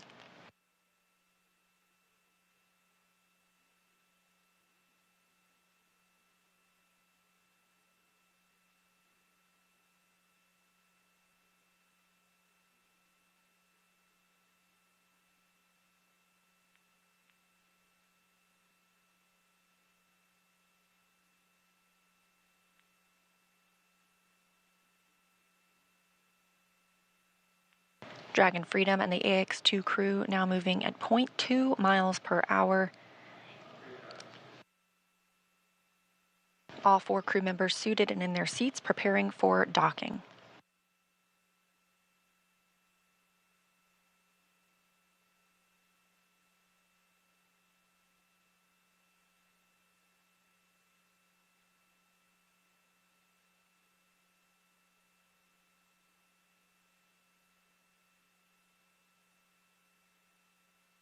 Meters. Copy, 10 meters.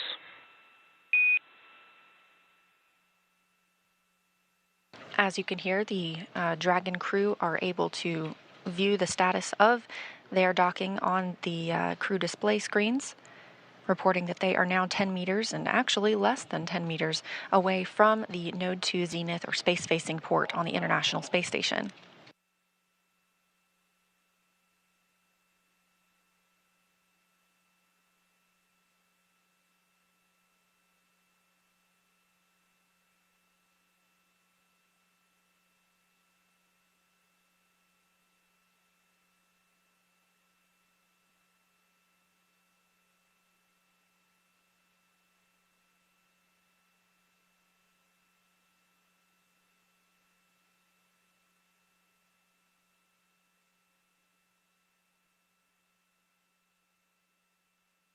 Meters. Copy, 5 meters.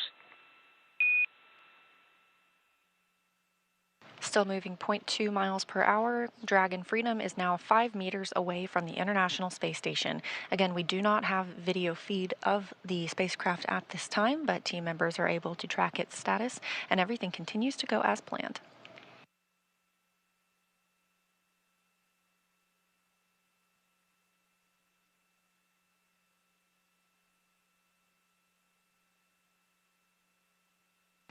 The crew is now 3 meters from the space station. Meters, chop. Copy, 2 meters. Hands off. CHOP stands for the crew hands-off point, now 2 meters from the station, standing by for 1 docking. meter. Copy, 1 meter.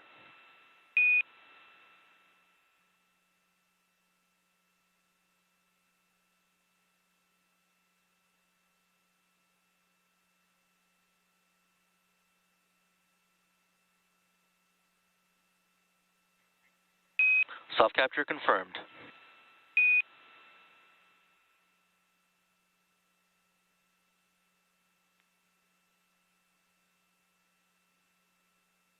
And we have confirmation that the Axiom 2 crew has docked to the International Space Station at 8:12 a.m. Central Time. That soft capture ring now beginning to retract and pull Dragon in toward the International Space Station. Docking coming as the space station itself was flying 262 statute miles northeast of Japan.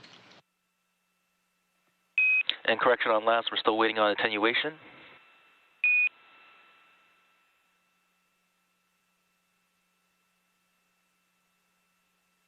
Continuing to get good reports here from teams on the ground. Again, aboard the International Space Station, NASA's Woody Hoberg and UAE's Sultan Al Nayati continued to monitor the crew as well.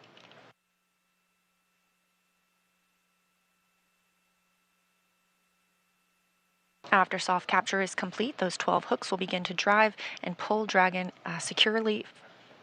firmly securing it to the Node 2 Zenith port.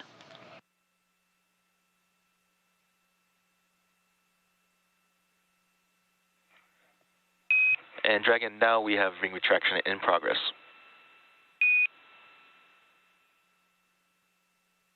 Dragon copy. That's the softest docking I've ever had.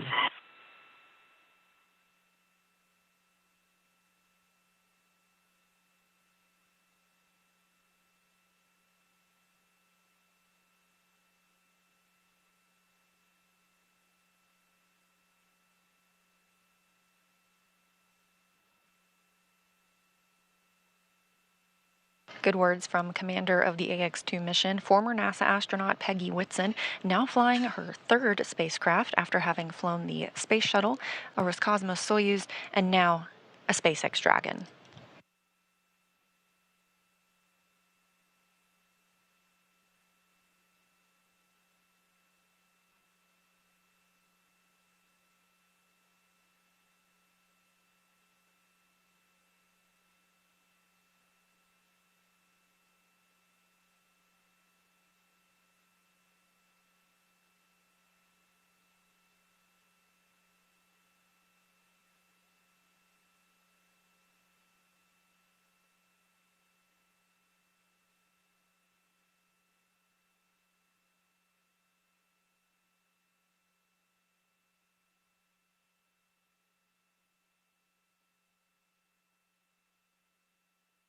That soft capture ring continues to retract. Again, this is the first stage in docking.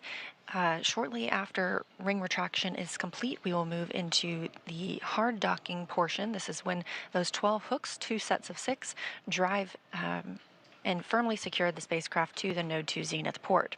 Again, just a few weeks ago, the Node 2 Zenith port was occupied by another SpaceX Dragon. Dragon was relocated by the Crew 6 crew who arrived on that spacecraft from the forward port, or from the Zenith port where Dragon Freedom now is, to the forward port. Again, we expect the Axiom 2 crew to live and work aboard the International Space Station for about 8 days before beginning their return journey to Earth.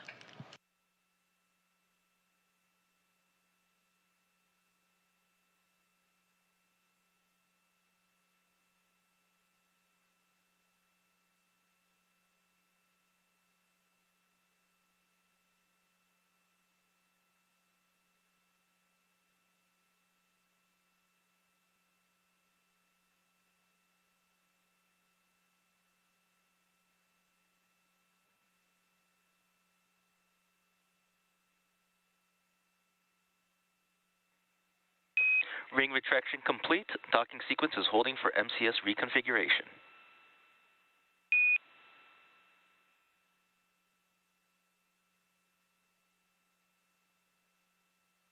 We have confirmation that the ring retraction is complete. Next steps for this hard capture will be for those 12 hooks to drive.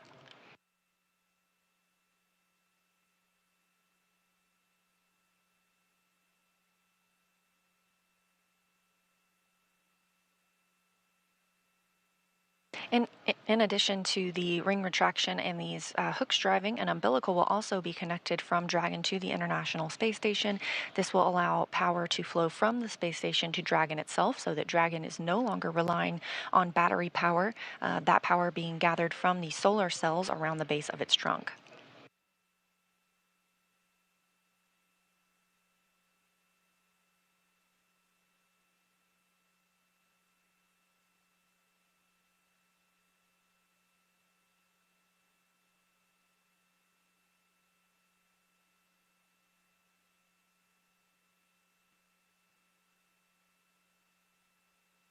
Again, we are in a handover of our satellites for KU, which is what brings down our video. We do have audio communication with the crew through our S-band.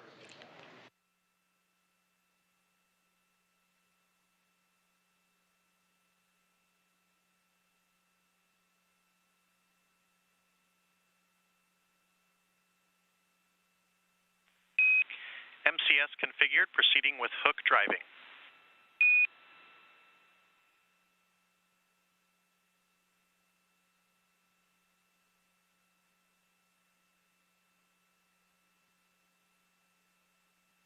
Teams reporting that we're properly configured for hard capture.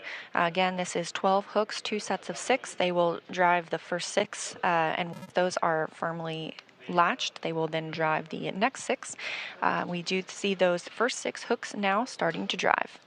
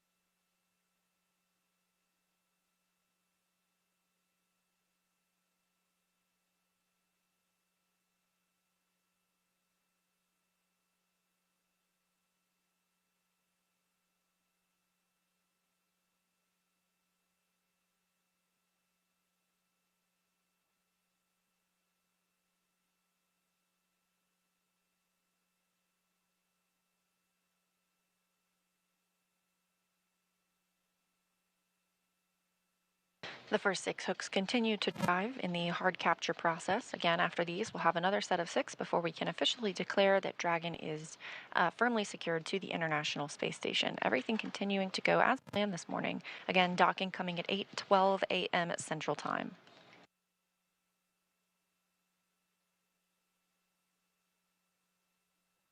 We have confirmation that the first set of 6 hooks have now closed and the second set are driving.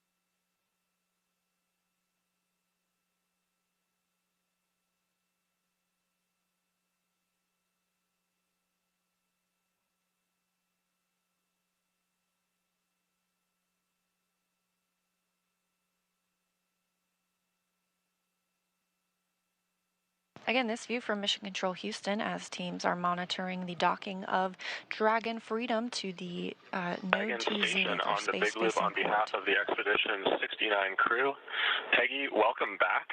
John, welcome to the International Space Station. And Ali and Rihanna, ahlan wa sahlan. Thank you so much for the XC crew. We're really looking forward to working with you guys this week. Likewise, we'll see you guys very soon.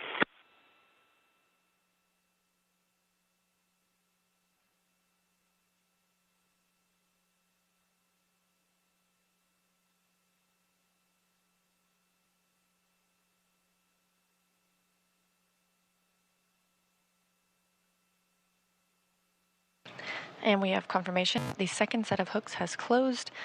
from Dragon on the International Space Station, meaning hard capture is complete.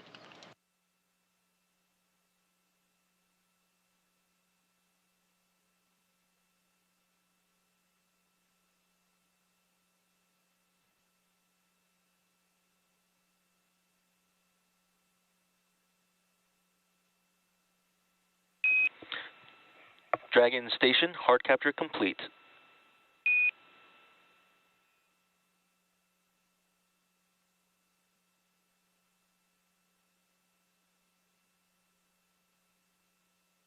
Dragon copies. And with that call,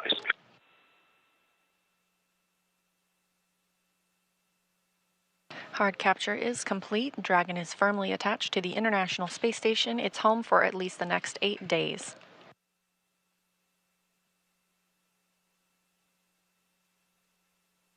NASA astronaut Woody Hoberg on the space station side will now move into preparing the hatches for opening. Again, that takes about a 2-hour process. The vestibule needs to be pressurized, the area in between the space station and Dragon. Coming up, the AX-2 crew will have the chance to doff or take off their spacesuits, maybe get into their flight suits before they float aboard, and we begin our welcome ceremony.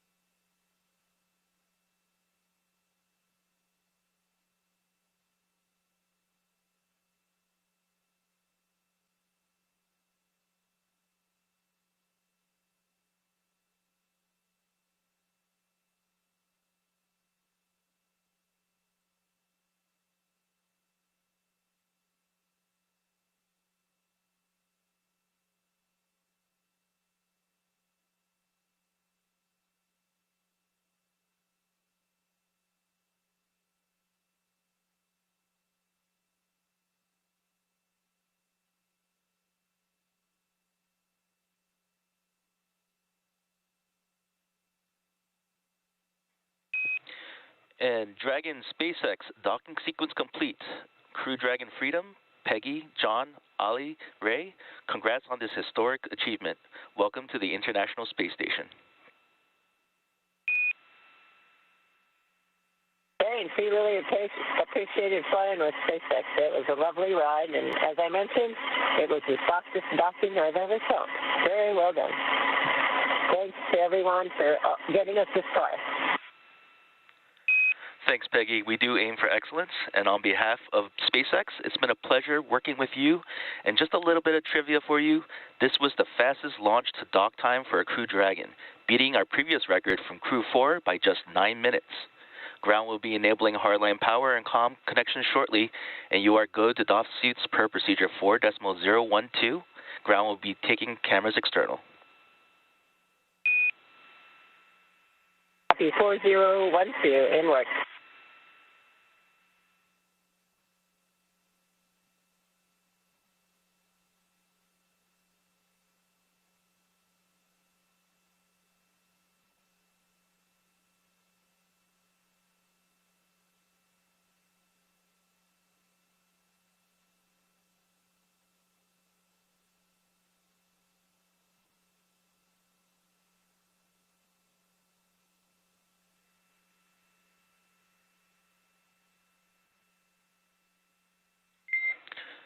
Dragon on Dragon to ground, no response required, cameras are external.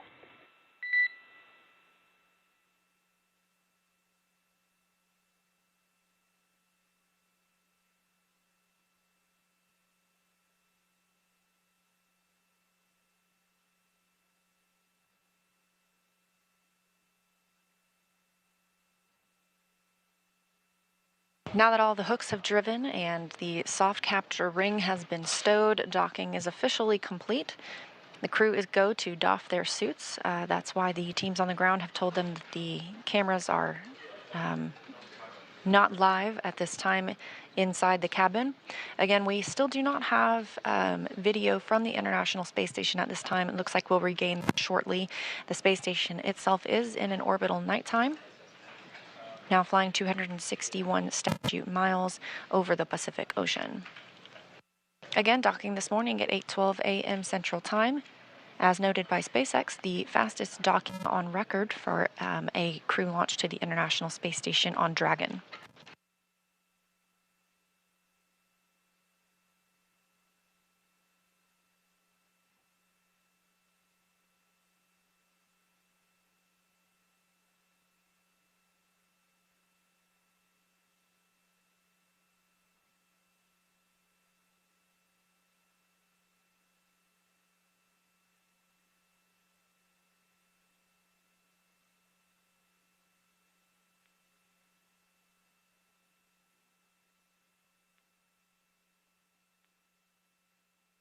We also have confirmation that the umbilicals have attached from Dragon to the International Space Station. Again, these allow power to flow from the space station to Dragon, as well as data and other telemetry. When in free flight, Dragon uses power gained from its solar arrays and is stored and used from batteries aboard the spacecraft, so connecting to these umbilicals allows it to rely on power generated from the space station.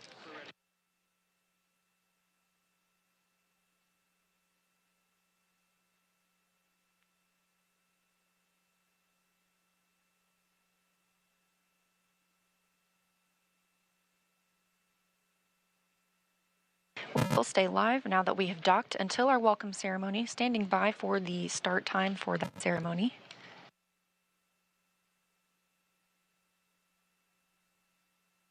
But this hatch open process takes about 2 hours.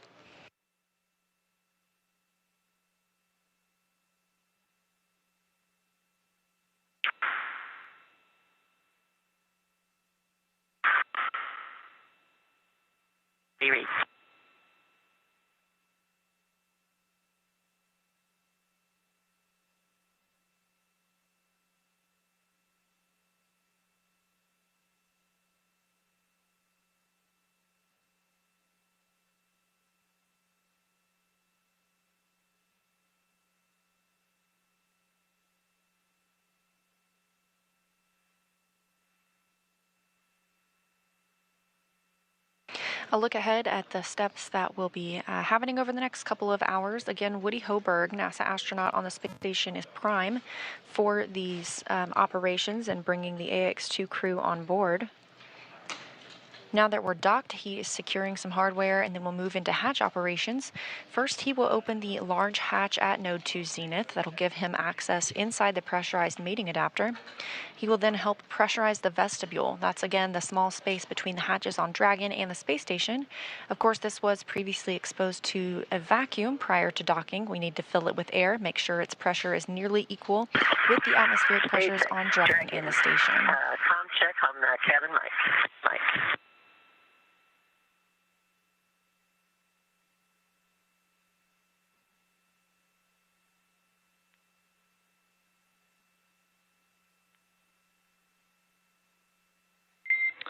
And Dragon SpaceX, I had you 5x5 on the cabin mic, but I am seeing that you have both ground and ISS set to PTT. Please set it to only the big loop.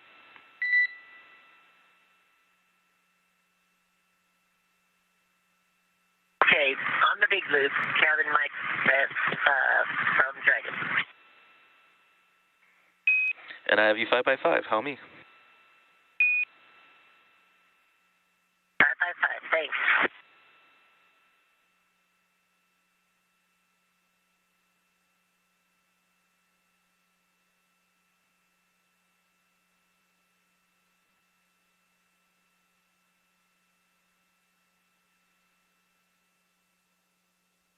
Station on 2 for PMA 3 ingress part, step 1.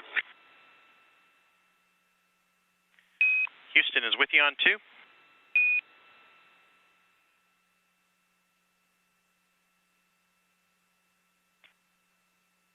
right, just looking for your go in step 1.1.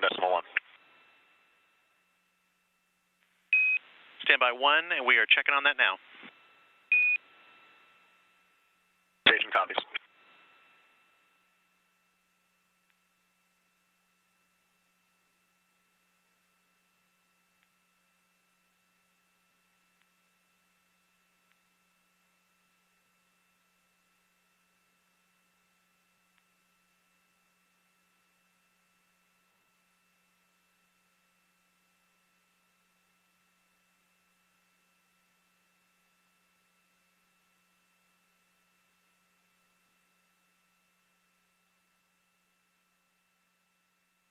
As you heard, teams on the ground communicating with the crew still aboard Dragon Freedom.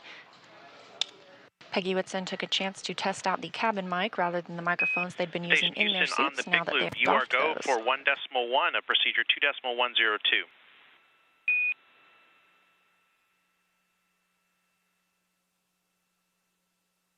Copy, go in step 1.1 of 2.102.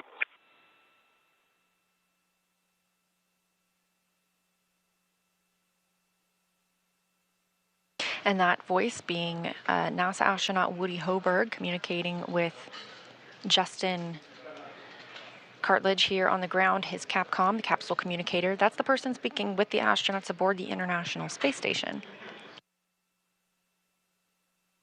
Woody is now stepping through some procedures, including he will get access inside the pressurized mating adapter and then pressurize the vestibule. We want to make sure the pressure is almost equal with the pressures on board Dragon and the station. He'll use a small valve on the station's hatch to slowly introduce air into the vestibule.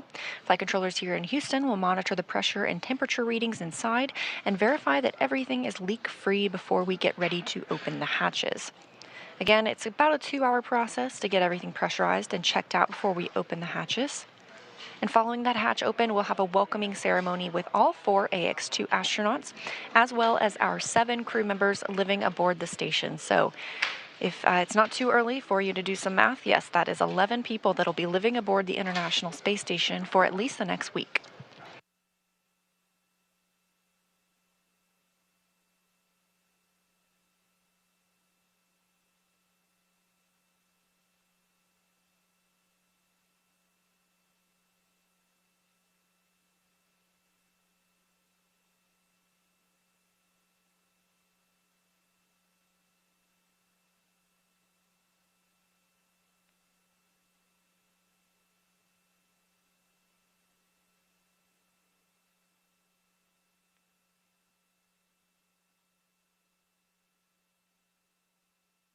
Houston Station, node 2 overhead, hatch open.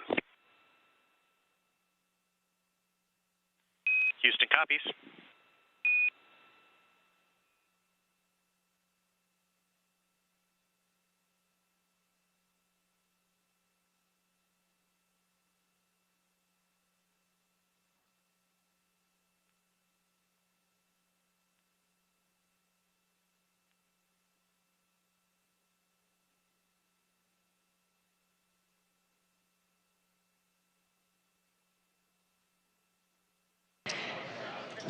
Again, we are live covering the arrival of the AX-2 crew to the International Space Station. This is the second private astronaut mission that has visited the International Space Station following the Axiom 1 flight last year.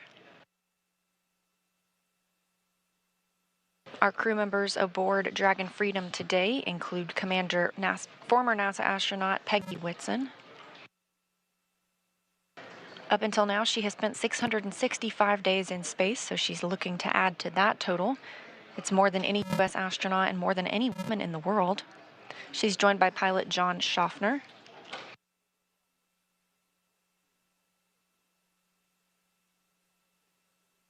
And the 2 mission specialists representing the Saudi Space Commission are Ali Al-Karni and Rayana Barnawi. Houston Station on 2, we're ready for step 2.2 on your go. Checking. You are go at 2.2.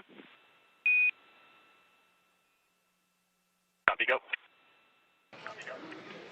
As we hear NASA astronaut Woody Hoburg stepping through the procedures with the grounds go, he will begin pressurizing the vestibule shortly.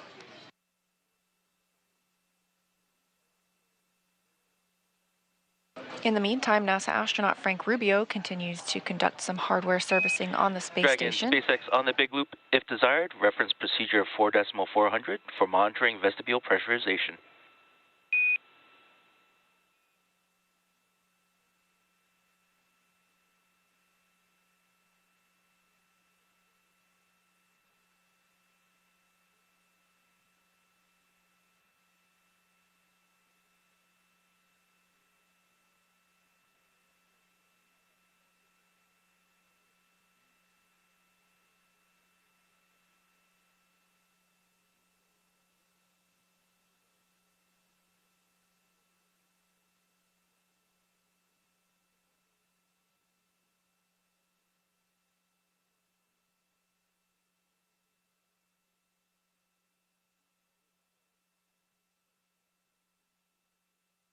Confirmation from teams on the ground that vestibule pressurization has begun. Again, this is the small space between the Dragon hatch and the space station hatch.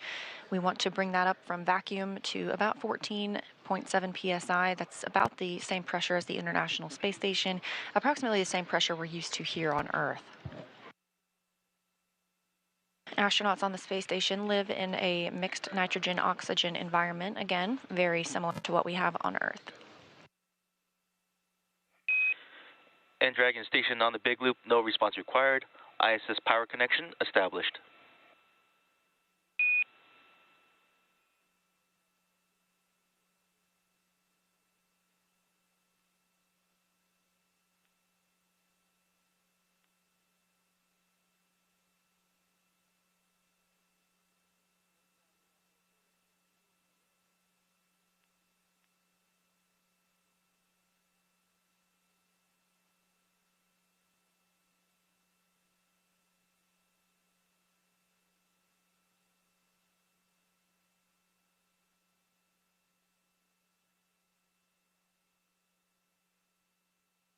Station on 2, step 2.4, A pass pressure equalized at 13:39 GMT. Houston copies 13:39 GMT.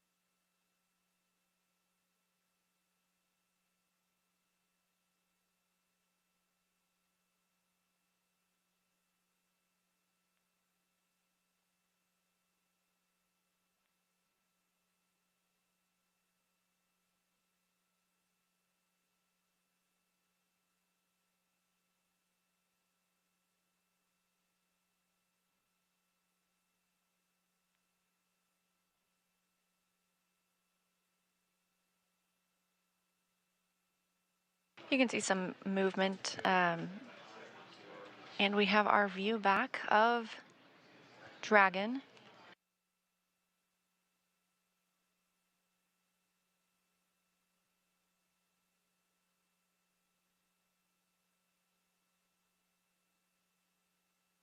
As we see a sunrise in the background, this view of Dragon Freedom with the AX-2 crew aboard docked to the Node 2 Zenith port on the International Space Station. Again, that docking coming at 8:12 a.m. Central Time. The crew inside are now out of their suits. They are preparing for ingress to the International Space Station. Again, this is a process, though, so we are pressurizing the vestibule, the space between the two spacecraft. And if you see some color changes, that's because the International Space Station and Dragon are now flying into an orbital sunrise. They are 268 statute miles over the South Pacific Ocean. Now that they're docked, these two will travel 17,500 miles per hour together, seeing 16 sunrises and sunsets a day. So the AX2 crew is certainly in for a treat for their planned 8-day stay.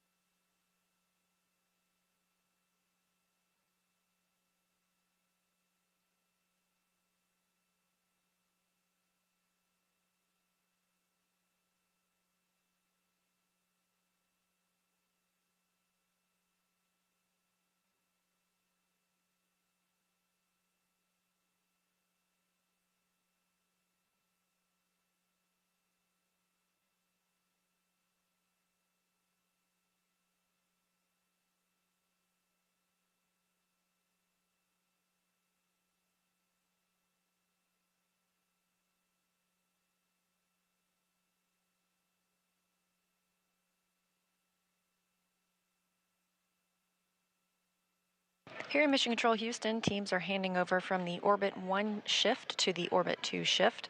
We have had Marcos Flores as our flight director this morning. He will be handing over to Vincent Laporte.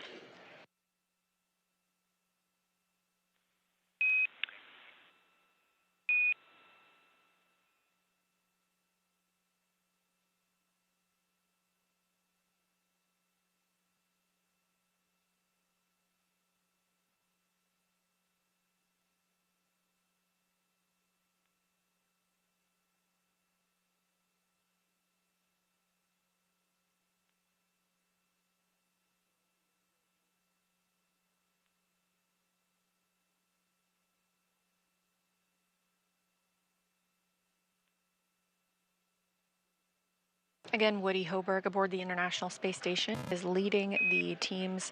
Freedom, Houston, stand by for hardline audio config.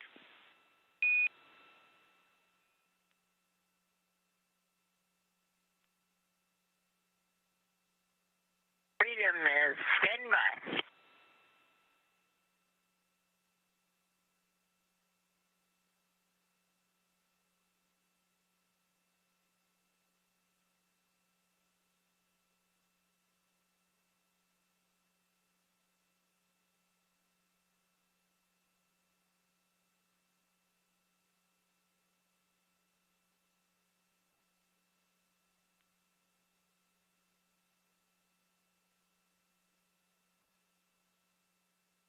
NASA astronaut Woody Hoberg working to pressurize the vestibule, the space between the hatches. Again, this takes about 2 hours before the crew members float aboard the International Space Station. All 4 Axiom 2 crew members still in Dragon Freedom, as you see there, docked to the Node 2 Zenith port. Once they float aboard, they will conduct a welcome ceremony with all crew members before heading into a safety briefing. These private astronauts trained for many contingency scenarios down here on the ground, but the teams aboard the International Space Station will help show them different locations and procedures now that they are on orbit.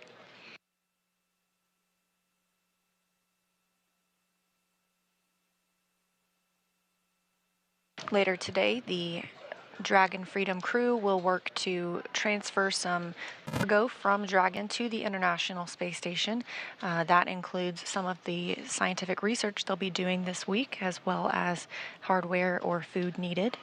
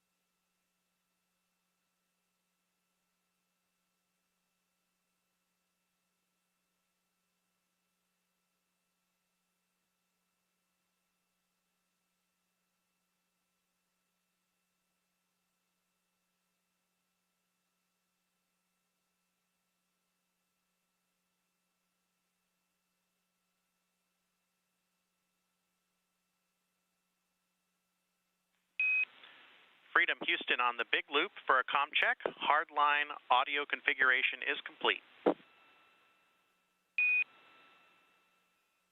Freedom has you loud and clear on the Big Loop hardline.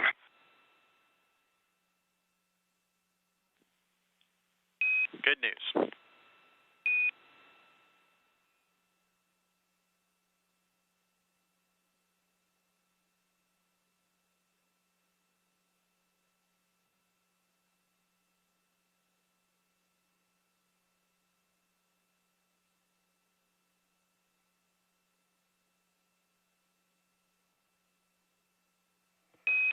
And Dragon SpaceX on the Big Loop, permission to come on board with cameras.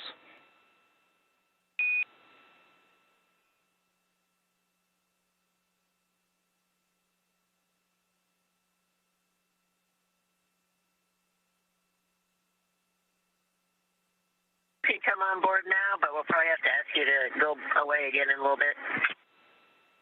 Welcome aboard. Copy that. We'll keep them exterior until you're ready.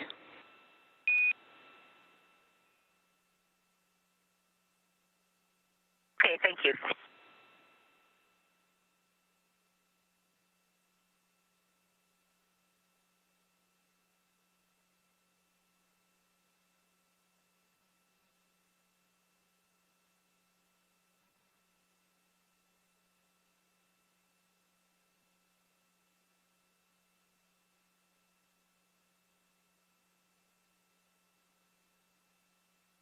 Recently, you heard a call from Mission Control in Hawthorne at SpaceX headquarters, checking with the crew to see if they could turn cameras on the spacecraft. They'll hold off for a little bit longer on that, but we still have all 4 crew members aboard. It has now been 41 minutes since they docked to the Node 2 Zenith port, making their official arrival at the International Space Station. On the space station side, NASA astronaut Woody Hoberg is preparing the APAS hatch for opening.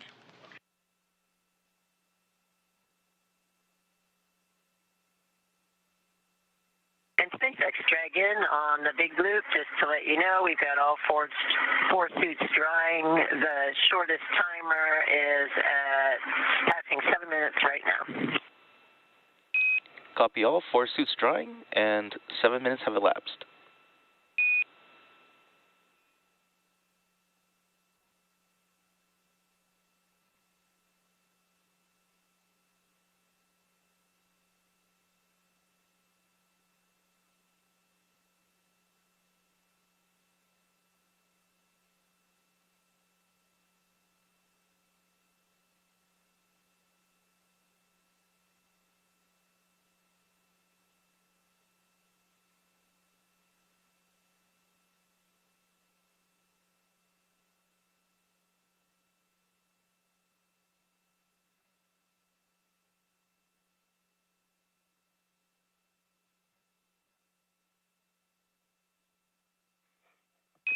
And Dragon with suits drying, I can give you a go for sections 1 through 3 of 4.400.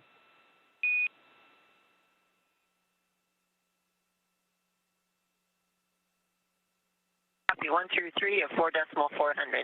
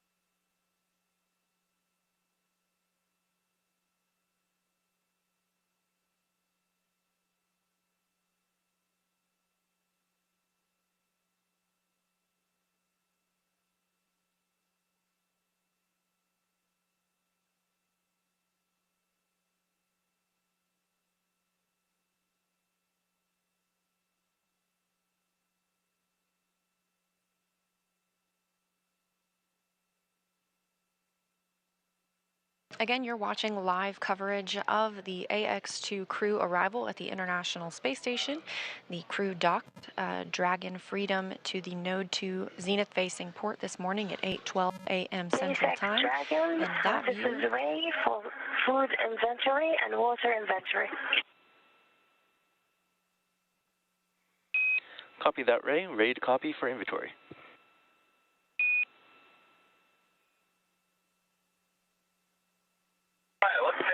203, 5 bottles, 207, 4 bottles.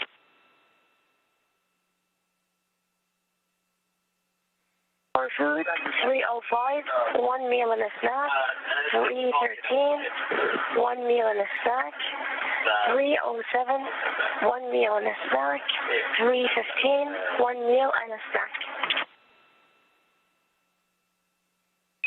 Copy that, and to read back, we have 5 bottles from 203, 4 bottles from 207, 1 meal and 1 snack from locations 305, 313, 307, and 315. Good copy. Thank you. Thank you.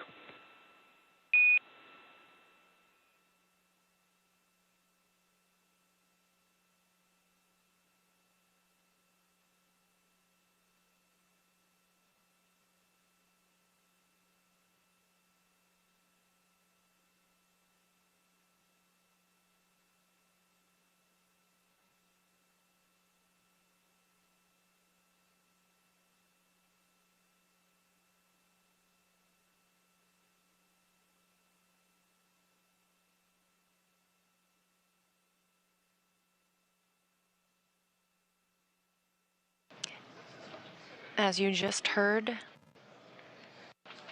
Saudi Space Commission astronaut Rayana Barnawi reporting out the inventory aboard Crew Dragon.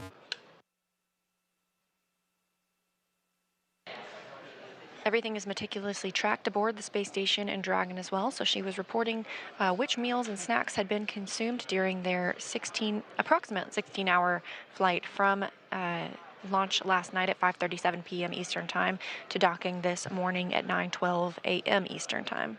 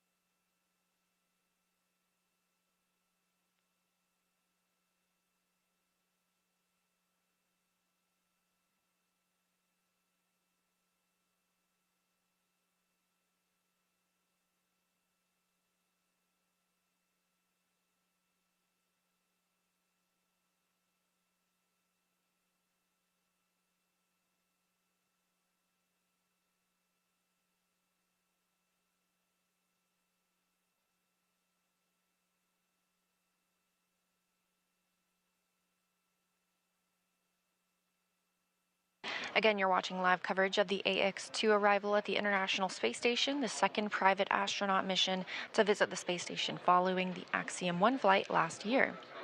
Currently aboard Dragon Freedom, which you see on your screen, attached to the station's Node 2 Zenith port, are Commander Peggy Whitson, pilot John Schaffner, and mission specialists Ali Alkarni and Rihanna Barnawi.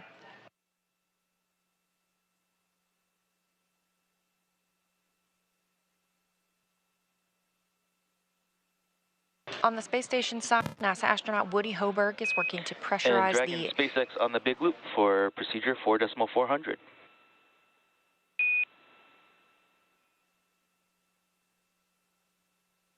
Go for 4.400. Hey, so we're getting close to finishing the leak check, but you have a go to perform Section 5 for the dock waste system configuration.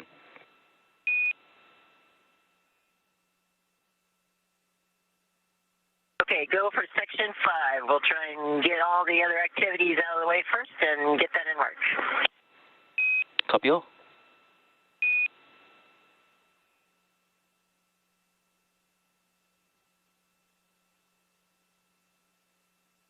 We heard Peggy Whitson earlier say that the crew has doffed their suits. They are now in probably their flight suits ahead of heading into the International Space Station. We're expecting that around 10 a.m. Central Time for those hatches to open. They are drying their suits currently, just keeping them in good shape ahead of a trip home. They're planning on about an 8-day stay aboard the International Space Station. However, several things can affect that departure date, mainly the weather at the landing location. SpaceX has a number of select landing locations off the coast of Florida.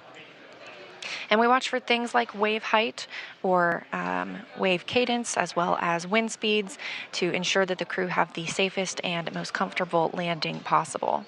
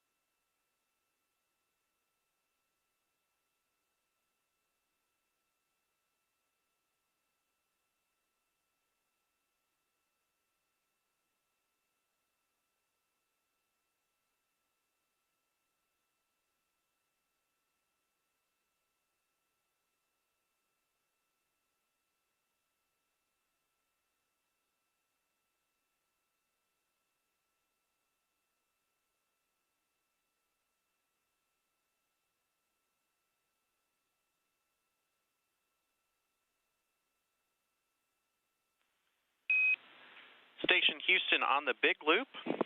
We have a good leak check. ISSs go to complete vestibule equalization and open the APAS hatch at step 3.1 of procedure 2.102.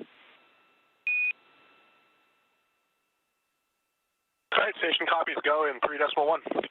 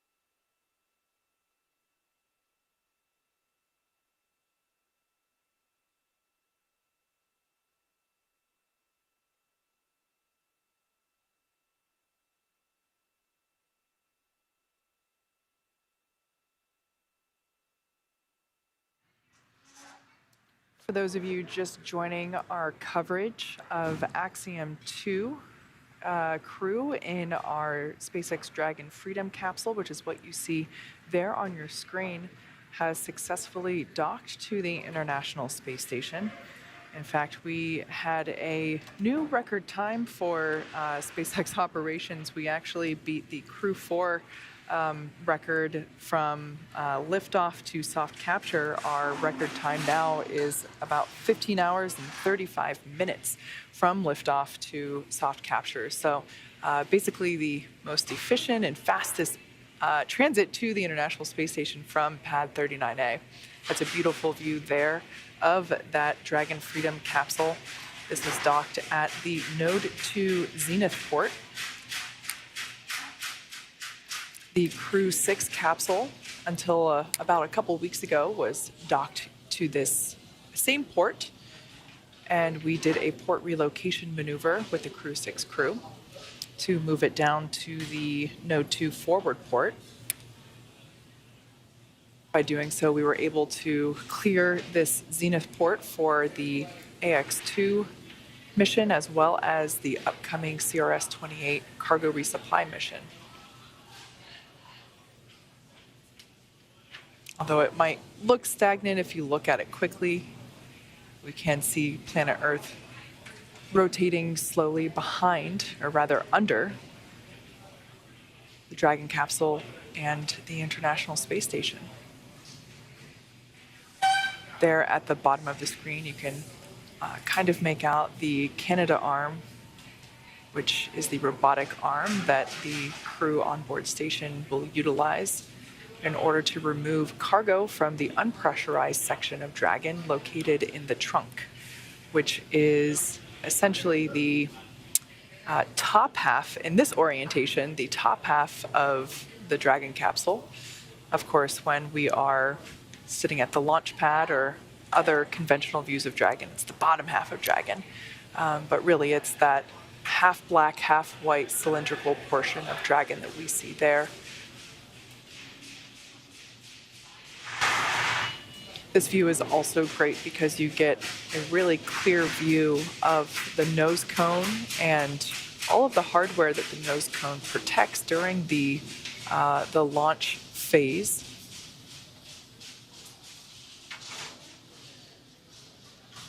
Of course, we got some ambient noise here at SpaceX headquarters as our first shift operations are well underway.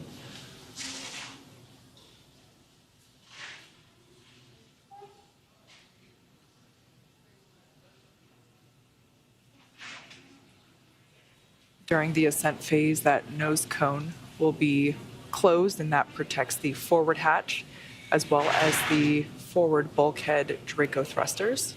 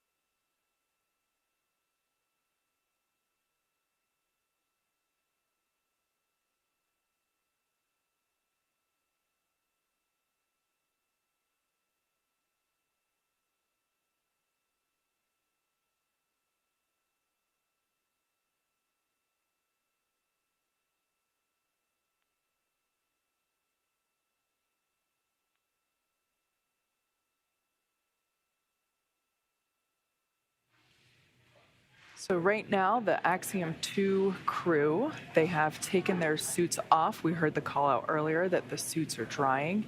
And as you can see, the Dragon capsule is docked, and they have completed pressurization of the APAS hatch. So we are making great progress. But talking about the crew, let's get to learn a little bit more about them in case you may have missed our introductions earlier in the broadcast, as we've been going for a little bit while. So let's learn more about the AX2 crew. Yeah, it's always good to get a little refresher on our AX2 crew here. The AX2 mission is commanded by retired NASA astronaut Peggy Whitson. Born and raised in Beaconsfield, Iowa, she was inspired along with the world when she watched the Apollo 11 crew walk on the moon. She has since become the most experienced American astronaut and one of the most decorated. Whitson flew 3 long-duration missions to the ISS and has more cumulative time in space, 665 days, than any U.S. astronaut and more than any woman in the world. She has conducted 10 spacewalks with over 60 hours of time and has performed hundreds of research experiments on board the ISS.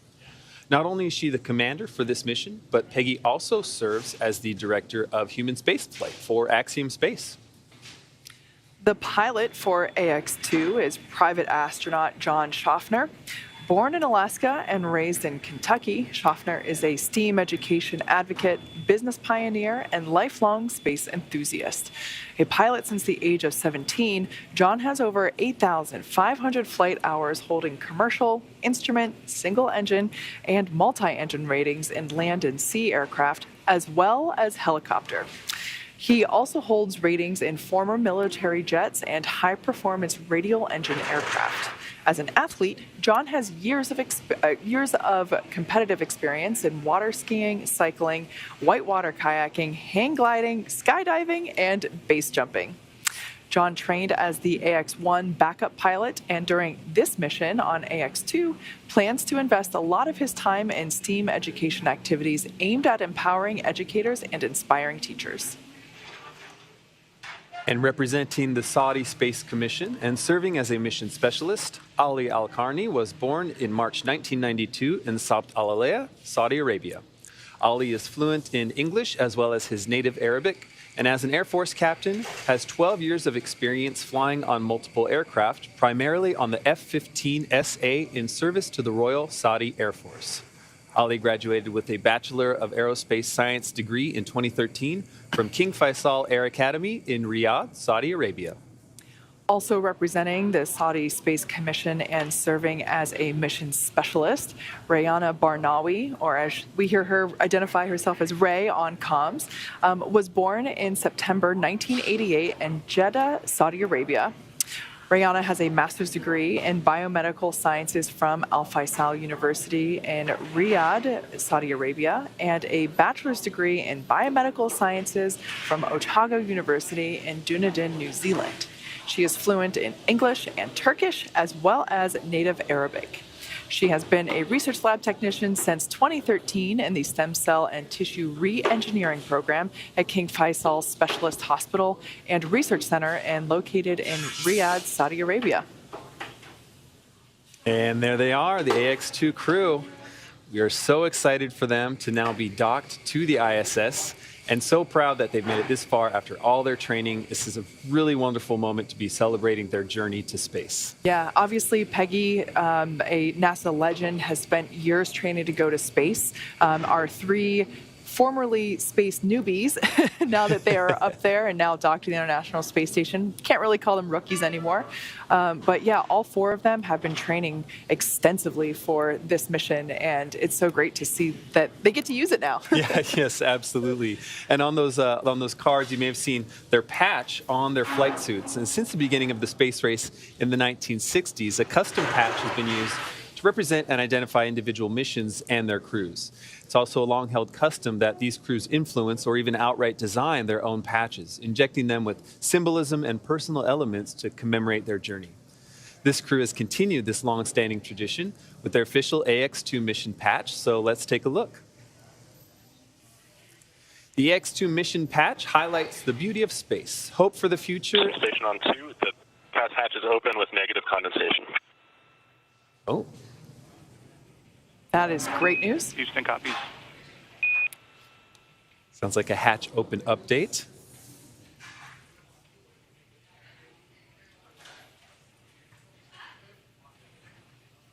Okay, continuing on this patch. This patch highlights the beauty of space, hope for the future, and the important role of the ISS to unite the best aspects of humanity. Shown prominently are the mission name, AX2, the family names of the crew members, and the flags of the United States and the Kingdom of Saudi Arabia, the two nations represented on board today's flight. There are 5 shapes drawn as constellations, and these represent the crew's intention to focus on inspiration, education, and teaching through STEAM education initiatives. And so there's a constellation for science, technology, engineering, arts, and math. The arched path leading from Earth to space is colored lavender, which is culturally significant in the Kingdom of Saudi Arabia, symbolizing hospitality. That arched path and color also reflect KSA's desire to be part of the space sector and position itself as a contributor to the global space community. Then, naturally, the space station is central to the image as the destination of this crew, while Earth is featured with prominent horizon lines symbolizing optimism, hope, and inspiration. Just as you see this mission patch worn by the crew on their flight suits, this patch is currently adorning the walls of Axiom Space's mission control in Houston and is placed in a position of honor everywhere this crew is being supported for the duration of their mission. As someone that is an engineer, but I have a background in music and theater and art, I have a personal appreciation for just how evident and apparent the emphasis on STEAM, science, technology, engineering, arts, mathematics. It's been a long morning. I think I got those letters in the right order. But yeah, it's so great to see all of that represented so strongly on the AX2 mission patch. I love it. It's one of my favorite mission patches that we've had. Now let's turn it back over to NASA's Leah Cheshire, who is standing by at Mission Control Center at the Johnson Space Center in Houston, Texas, for an update on space station operations. Leah? Thanks, Kate and Duke. Yes, we are still here in International Space Station Flight Control Room at Johnson Space Center in Houston, Texas, continuing to monitor the arrival of the AX2 crew and their eventual welcome to the International Space Station.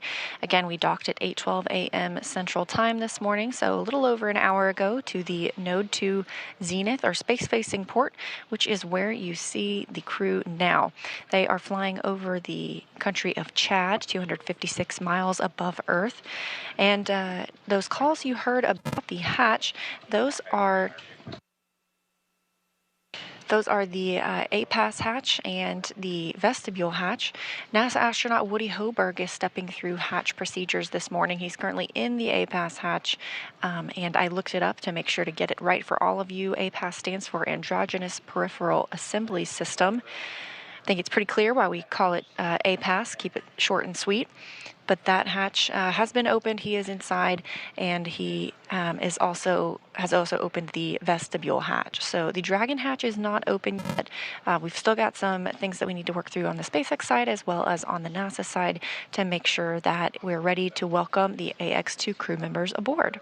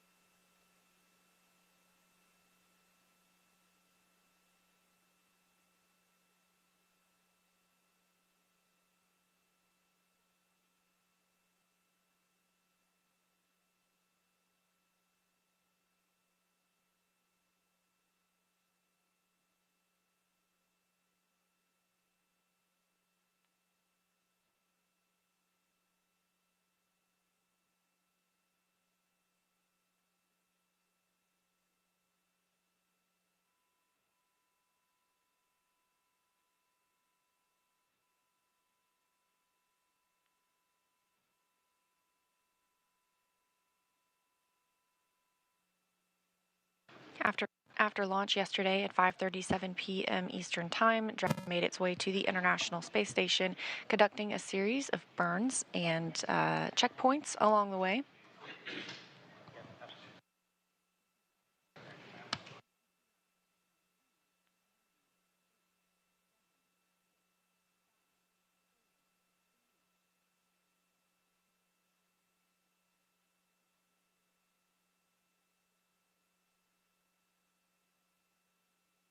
This view inside the International Space Station, you're getting a look at NASA astronaut Woody Hoberg. This is his first flight to the space station. He arrived as a member of Crew 6 earlier this year.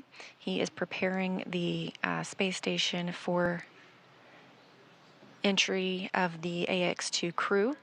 As you can see, he's working on some venting. That tube will go from the space station into Dragon and kind of help equalize the and balance out the air and the mix of the air that's in the space station to what's currently in Dragon. Again, the Dragon hatch is not open yet.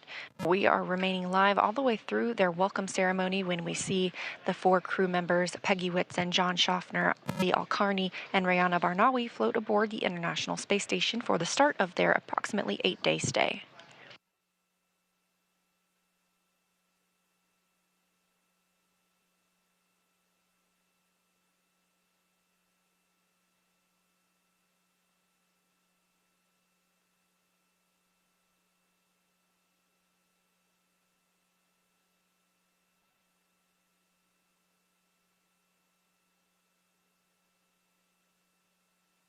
While aboard the space station, the AX-2 crew members are going to conduct a plethora of scientific research, as well as conduct STEAM outreach with students and other educational organizations here on Earth.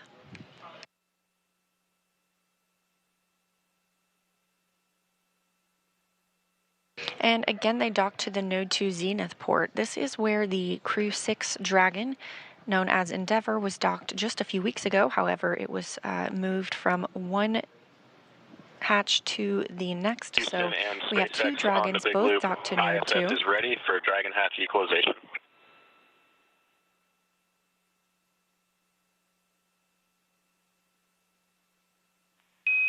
Houston copies on the big loop. Stand by for equalization. Expect to take 3 minutes.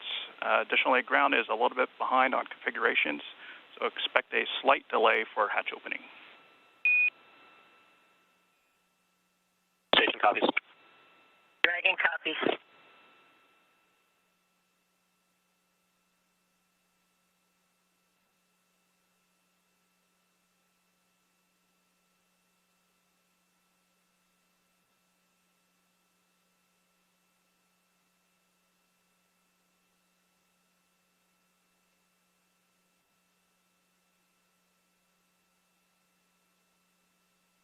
As NASA astronaut Woody Hoberg gets things ready on the station side, the AX-2 crew is still aboard Dragon, and they continue to have some steps that they're working through as well. We heard Peggy Whitson discuss the suit drying that's going on, as well as Rayana Barnawi reported down some of the consumables that had been used during the flight, including meals that were eaten. Everything is meticulously tracked aboard Dragon as well as aboard the International Space Station to make sure that it can be accessed when needed. But we are moving along pretty smoothly this morning toward hatch opening.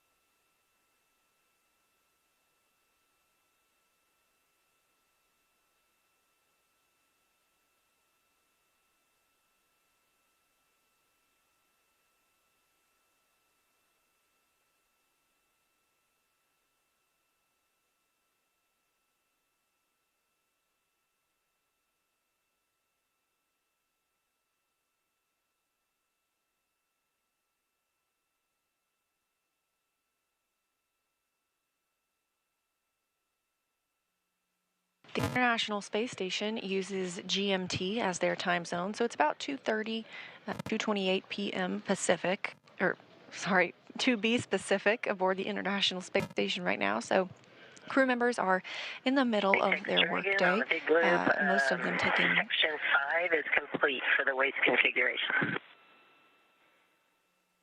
And copy that, Peggy. Section 5 complete. Any deltas to inventory?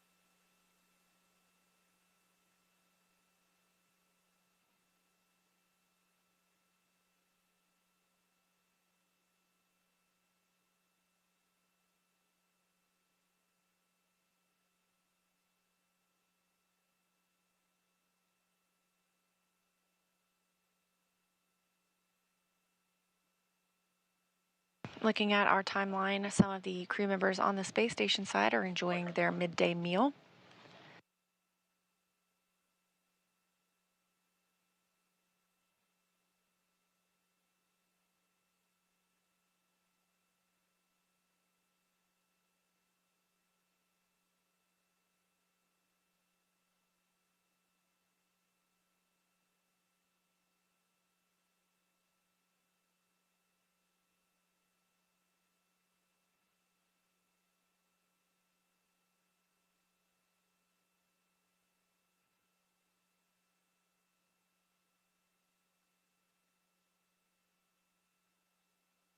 Of course, after floating aboard, we'll see the AX-2 crew move into their welcome ceremony, where they get to spend a little time with the other 7 crew members on the International Space Station and discuss their initial reactions to being on orbit and visiting the orbiting laboratory.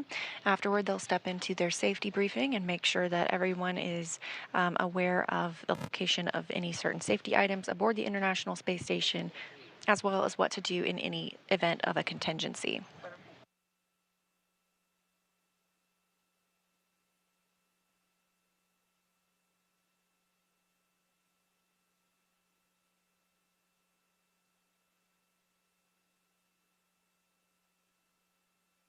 After the safety briefing, the the Dragon Freedom astronauts, the AX-2 crew, will begin moving some of the cargo from Dragon into the International Space Station side.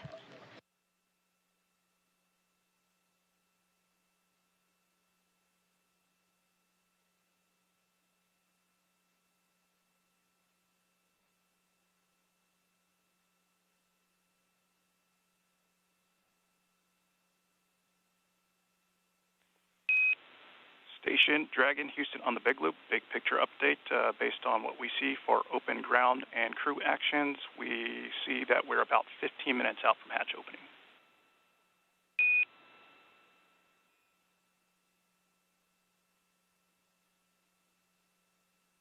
Dragon copies 15 minutes out. And station copies 15 minutes.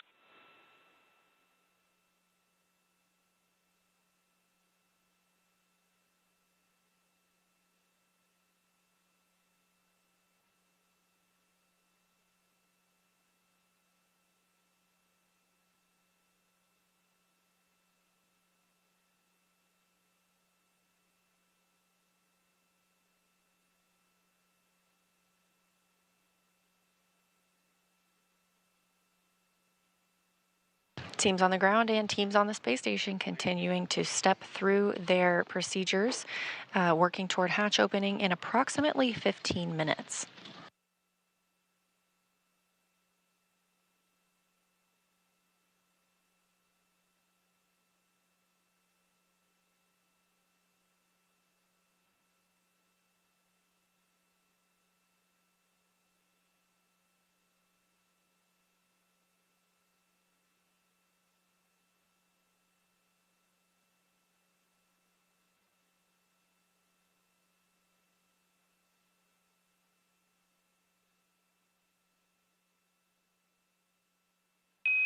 And Dragon SpaceX on 2 for status.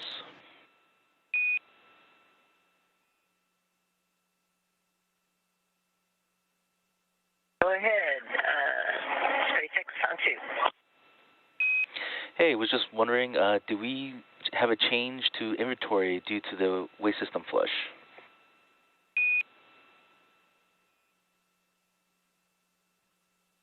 And you have a change to what?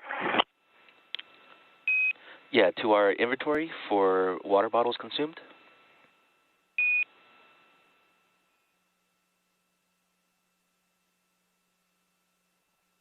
No, we actually planned for the change in inventory, but since then, I pulled out one more bottle out of the same bag and 9 that still had bottles left. Actually, make it 2 more. John wants to grab one too. And copy that. That's 2 bottles from which location?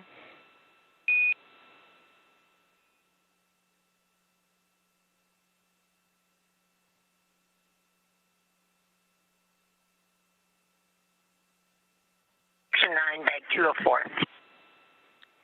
Copy that. 2 bottles from 204. And just checking in, are we able to come back on board with cameras?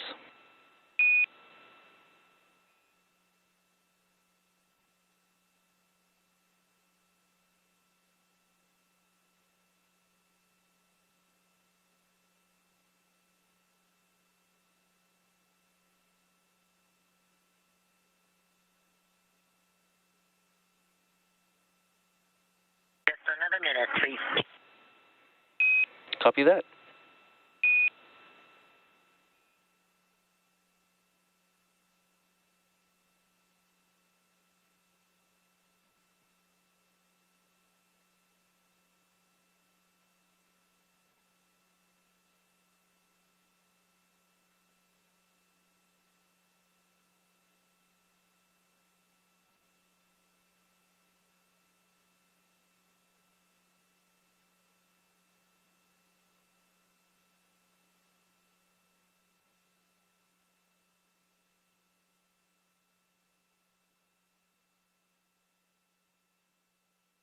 We're about 10 minutes away from Dragon hatch opening.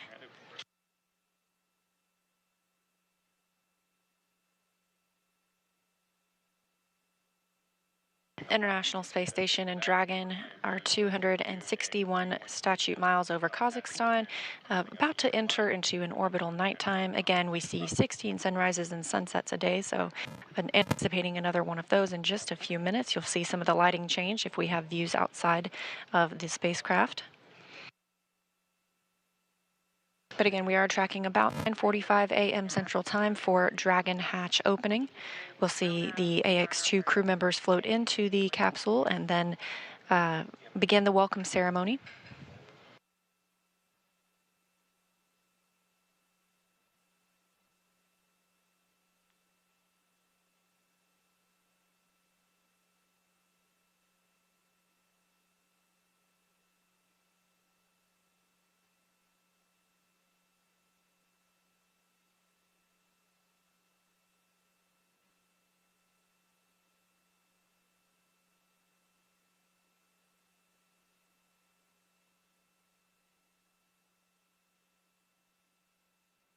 Again, we are in a TDRS handover, meaning we do not have KU band. That is the antenna we use to bring down our video from the International Space Station. So we are anticipating the crew to float through the Dragon hatch at about 9:45 a.m.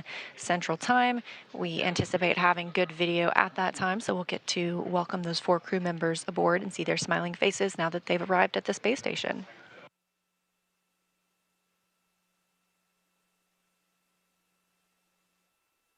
Dragon on 2, you can come on board. Copy that, Peggy. Bringing cameras back on board.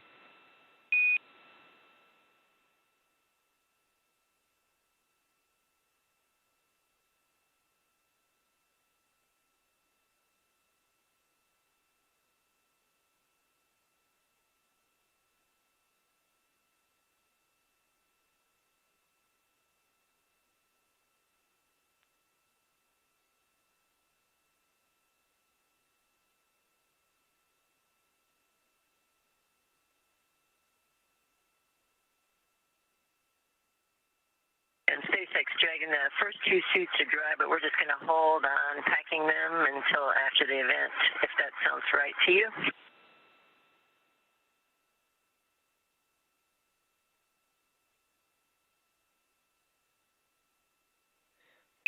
Yeah, copy that, Peggy. We'd recommend opening the hatch first and then possibly completing the task for stowing the suits before ingressing into ISS. Okay, copy. Will do.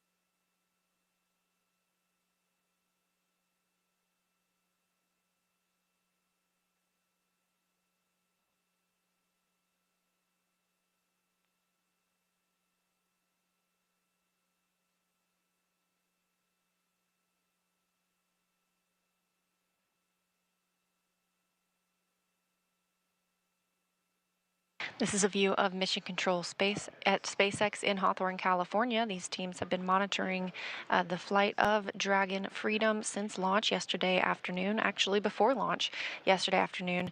That launch coming at 5:37 p.m. Eastern Time from Florida. A flawless launch, and then about a 16-hour rendezvous to the International Space Station.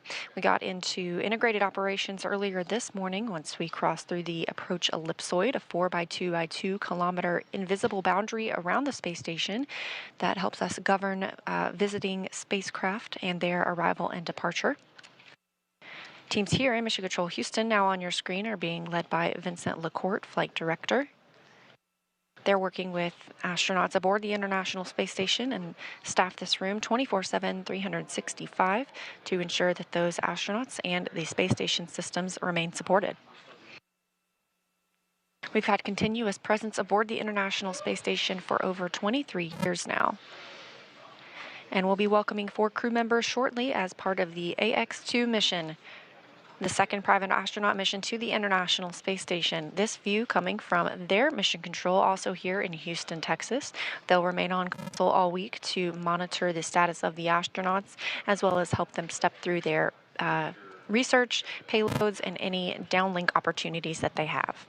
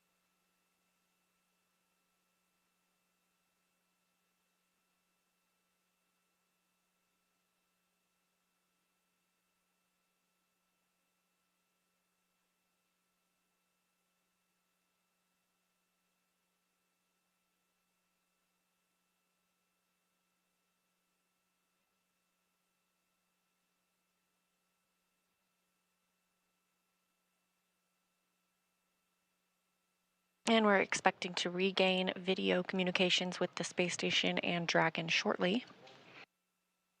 Just a few moments from now, we'll see the AX2 crew float through the hatch and bring our total of crew members living on the space station to 11.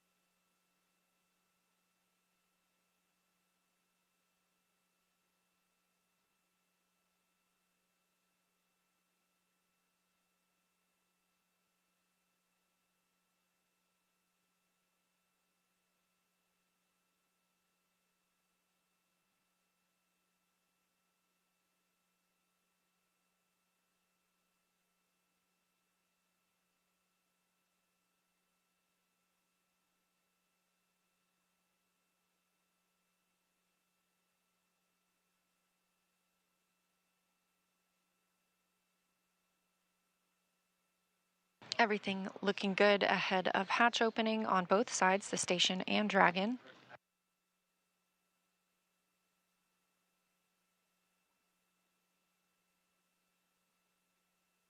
We're just standing by to regain video communications before we go for that hatch open so we can ensure we'll see the smiling faces of our 4 new crew members joining the Expedition 69 crew on the International Space Station. Again, we expect them to stay for about a week before returning on Dragon Freedom back to Earth.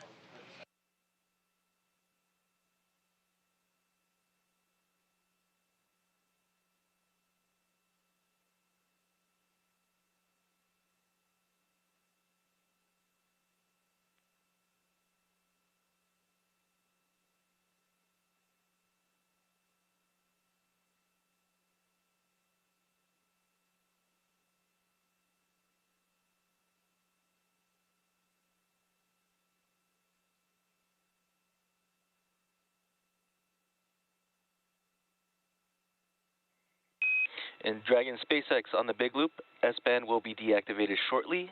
Dragon to ground will no longer be available for comms. Please verify PTT destinations are set to ISS.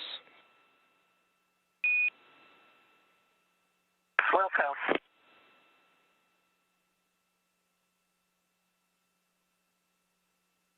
Teams in Hawthorne speaking with the crew still aboard Dragon Freedom, letting them know that shortly they will not have the ability to communicate from or through the Dragon to ground loop itself. However, they will start using the loops aboard the International Space Station to talk with teams here in Mission Control Houston as well as in Hawthorne. Again, we are getting close to hatch opening. Docking this morning occurring at 8:12 a.m. Central Time, so about an hour and a half ago. It was a very smooth ride to orbit yesterday, launching at 5:37 p.m. Eastern Time, and then again about a 16-hour transit, the fastest on record for a Dragon crew to the International Space Station.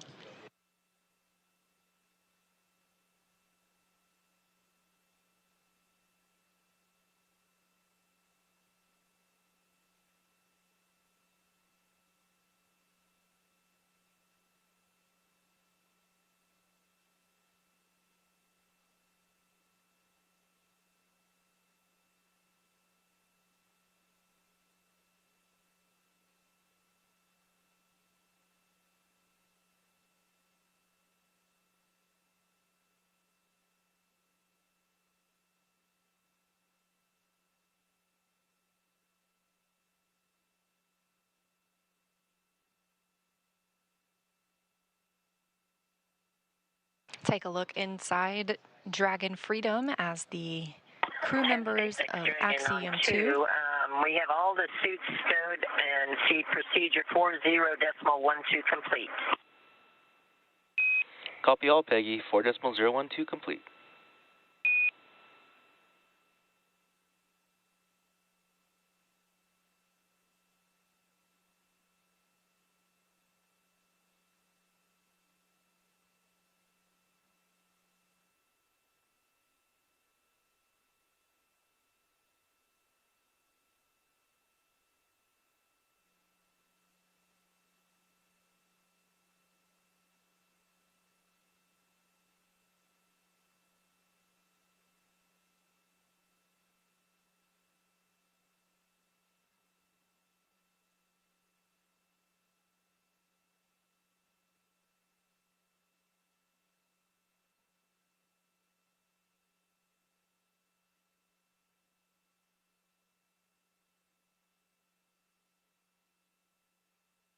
Again, this view of the crew inside Dragon Freedom, our 4 astronauts who have arrived as part of Axiom Mission 2, the second private mission to the International Space Station. Up in the center of the screen, still sort of in her seat, that's former NASA astronaut Peggy Whitson, the commander of this crew. Over near the window, you can see Ali Al-Karni, representing the Saudi Space Commission. Down below him, holding onto one of the footrests, is John Schaffner, the pilot. And just off camera, you can see her hand right now. That's Rayana Barnawi, also representing the Saudi Space Commission.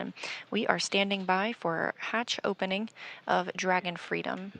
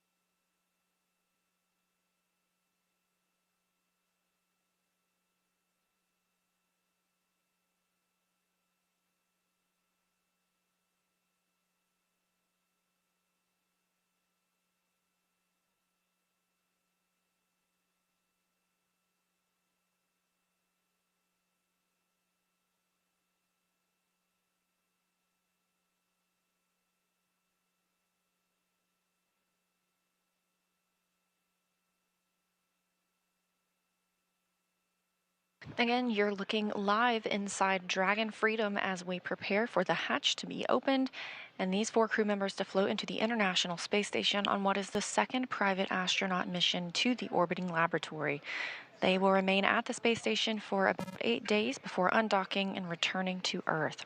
While they're on board, we will have a total of 11 people living and working aboard the space station.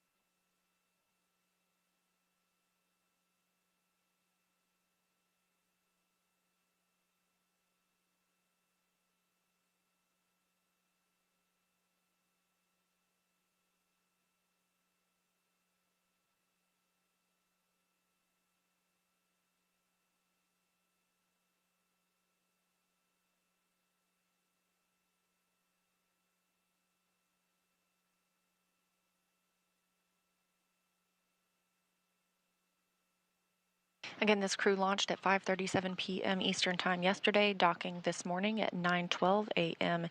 Eastern Time.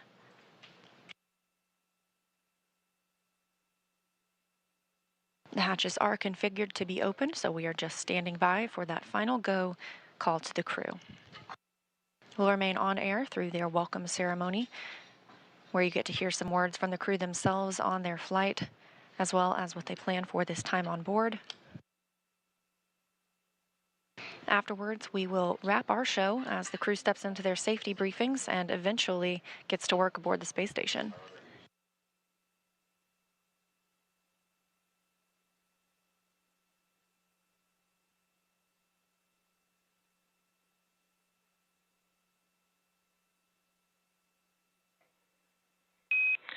Dragon SpaceX on 2 for hatch open. Go for Dragon. Hey Peggy, so just big picture. Following hatch open, we'd like you to complete Part C of 2.102 prior to station ingress. We're still ahead of the timeline, so we've got some time to complete these tasks in the nominal sequence. With that, you are go for hatch opening per decal, followed by the remaining actions in procedure 4.400, section 6. Copy. Hatch open per decal and section C. That's affirmative, Peggy, and section 6 of 4.400 as well.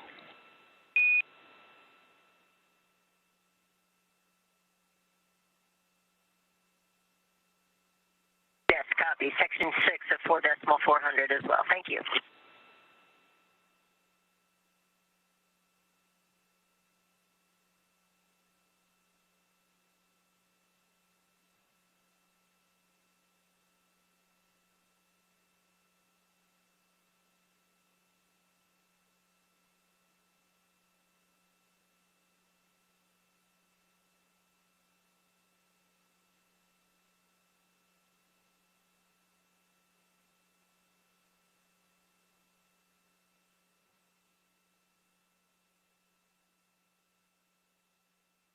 And we've got a view here in Dragon Freedom as Ali Al-Karni works to open the Dragon side of the hatch.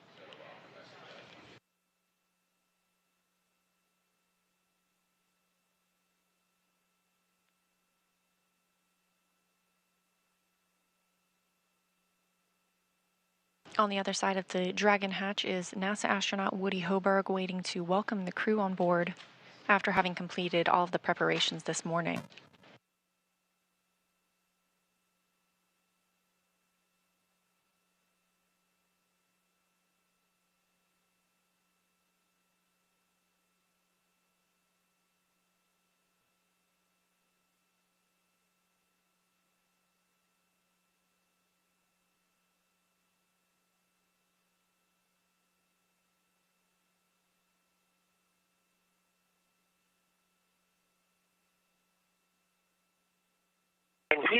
SpaceX, Dragon hatch is open. Houston copies. SpaceX copies. At 10 a.m. Central Time, the Dragon hatch is open, preparing to see our crew members float through and join the International Space Station.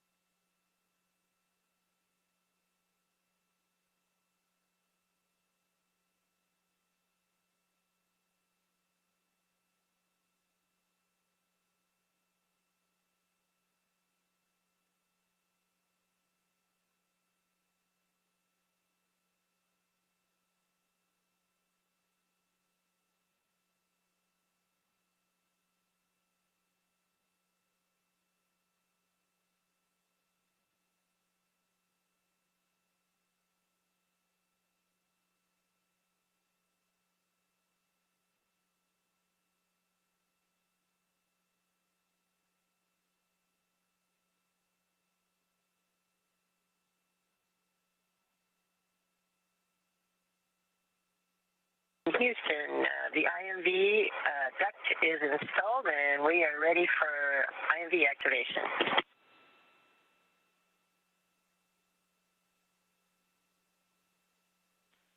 Houston copies.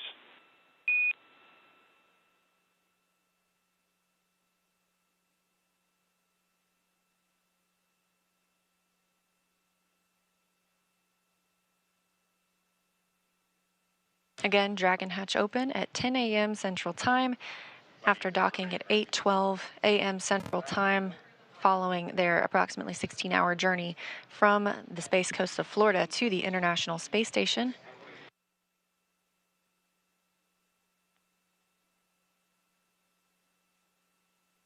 And Houston Station in the Dragon, we're at step 6.3, ready for the procedures for the Lyle.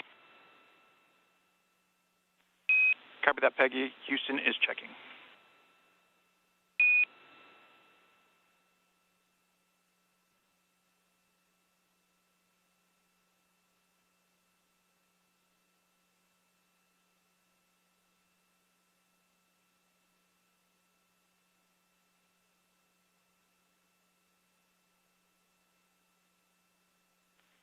Dragon Houston, on the big loop, you have a go for step 6.3 and procedure 2.102. Go for 6.3, 2.102. Thanks.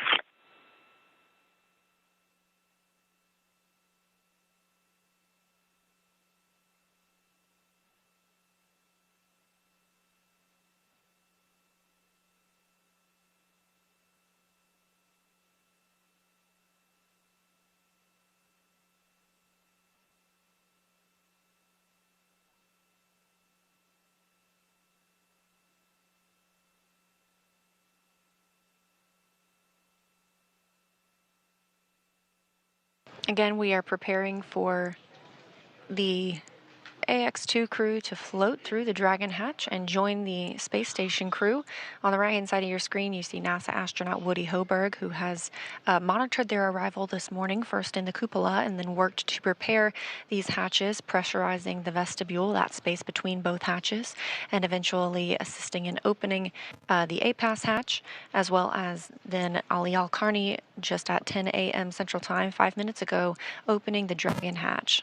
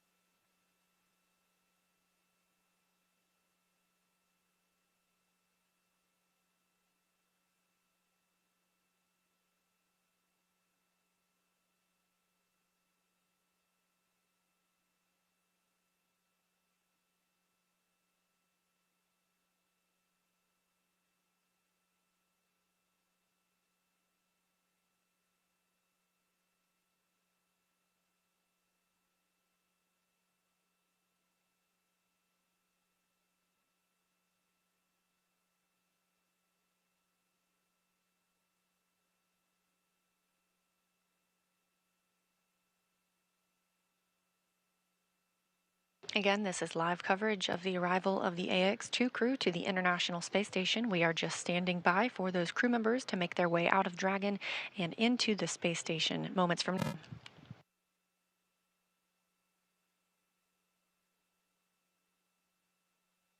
UAE astronaut Sultan Al Nayati just floating out of screen on the right-hand side there. He has been working alongside Woody Hoberg this morning to prepare the hatches for the crew to float through, as well as monitoring their arrival. Both Hoberg and Al Nayati arrived as part of the Crew 6 crew and are now both members of Expedition 69, living and working aboard the International Space Station.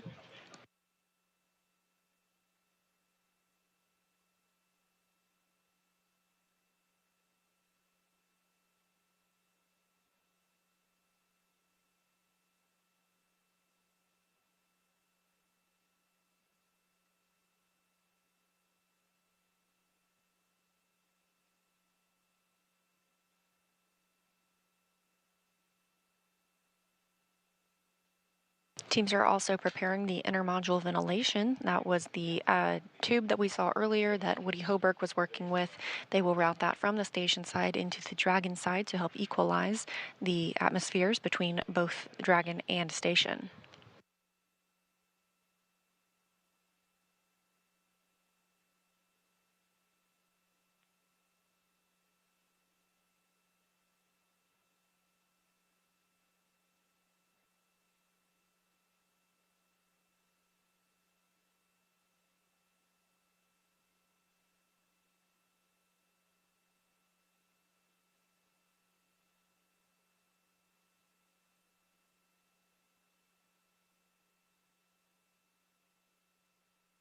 Currently, the International Space Station is flying 264 statute miles southwest of Fiji. They are in an orbital nighttime, and here we have a great view of 4 of our crew members on the International Space Station. On the far left, that's NASA astronaut Steve Bowen. Down in the bottom left, NASA astronaut Frank Rubio. Houston on 2, Lyo cartridge is sealed per the decal at 15:08. Space copies.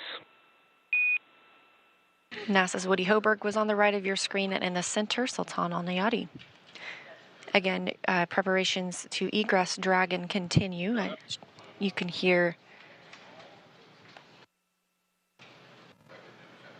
Commander Peggy Whitson discussing with teams on the ground that they are still stepping through those final checks.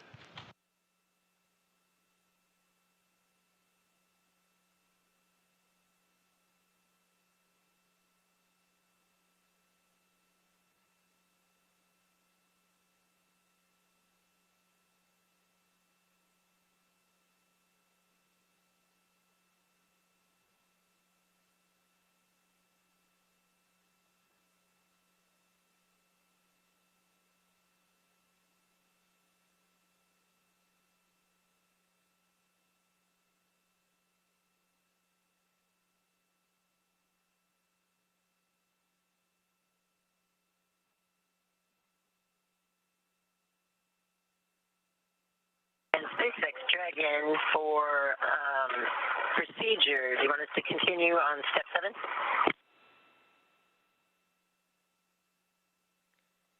Yeah, it's affirmative on section step 7.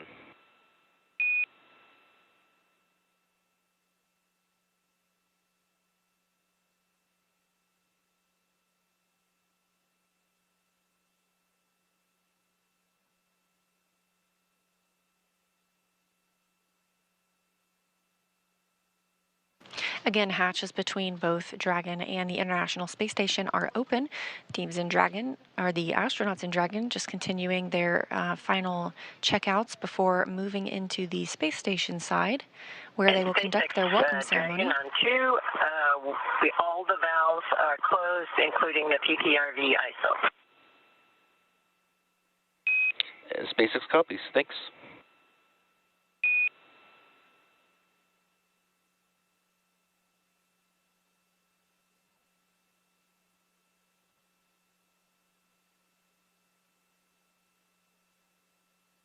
Again, this is a view from inside Node 2, also known as Harmony. The AX2 crew today docked to the Zenith, or space-facing port. There is another Dragon spacecraft docked to the forward-facing port. That is SpaceX. Dragon configuration is complete at step 8.9 of 2102. Houston copies. And SpaceX copies.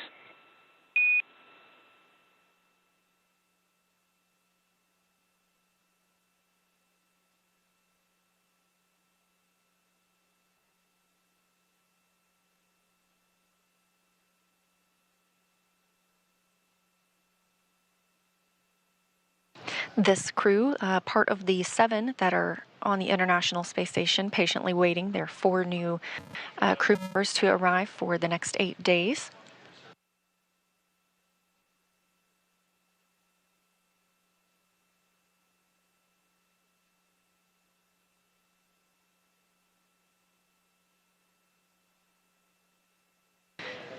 Not pictured in this frame, there are also 3 Roscosmos cosmonauts on board, including Sergei Prokopyev, Dmitry Petelin, and Andrei Fedyaev. So with the addition of these 4 crew members about to float on the space station, we will have an 11 total astronauts on station.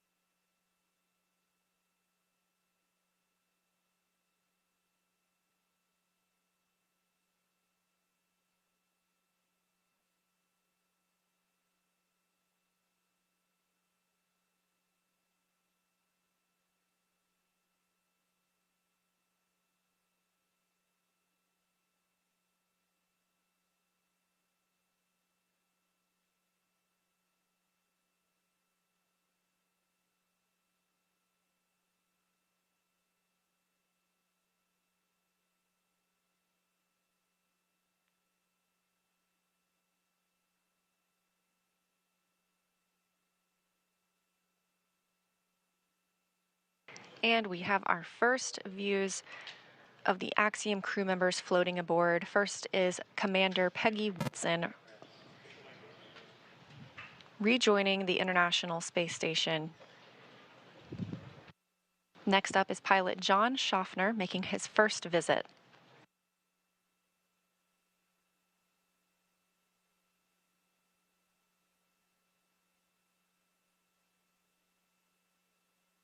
Also on his first trip to space, you can see Ali Al-Karni representing the Saudi Space Commission. All smiles as he floats through the Dragon hatch.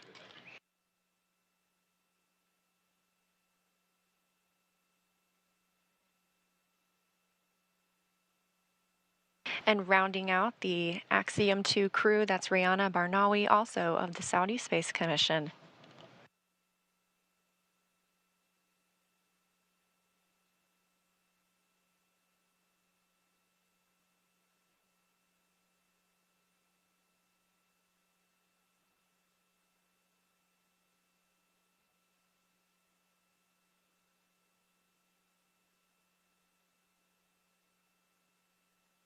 The crew of the space station is now 11 crew members.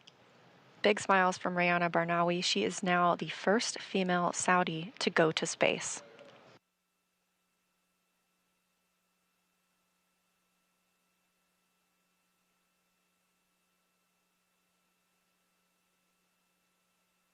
With Commander Peggy Whitson at the helm, these astronauts are in good hands. Peggy has 665 days already lived in space. She's just adding to that total on this mission.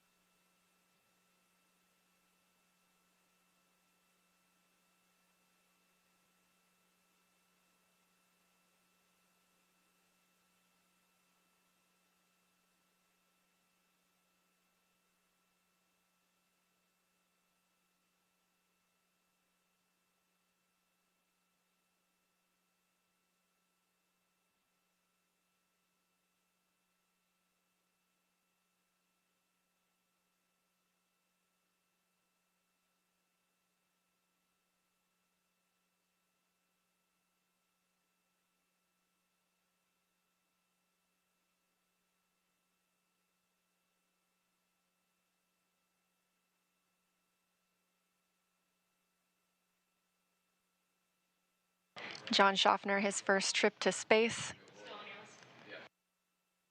Getting some help out from Woody Hoberg, NASA astronaut, who is also on his first trip to space. He's been on the space station now for 81 days. Again, the total number of astronauts and cosmonauts on board the International Space Station now at 11.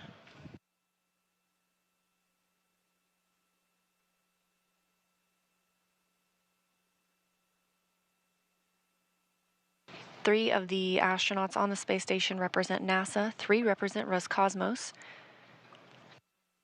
2 represent the Kingdom of Saudi Arabia, 1 represents the United Arab Emirates.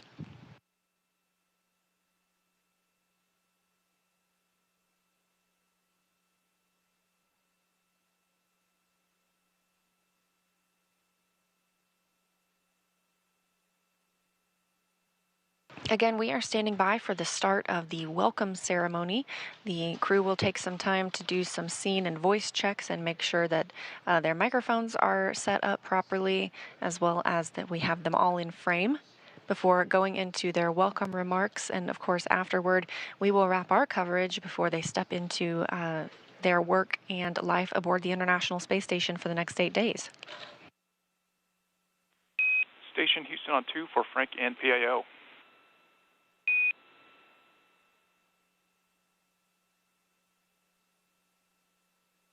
Well, with you on 2.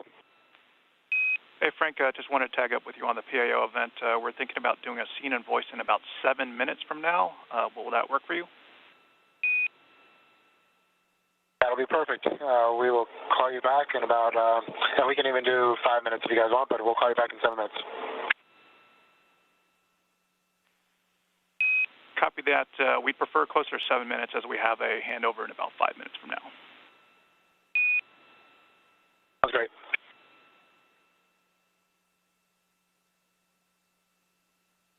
As you heard the Capcom relay to NASA astronaut Frank Rubio, we are expecting a handover.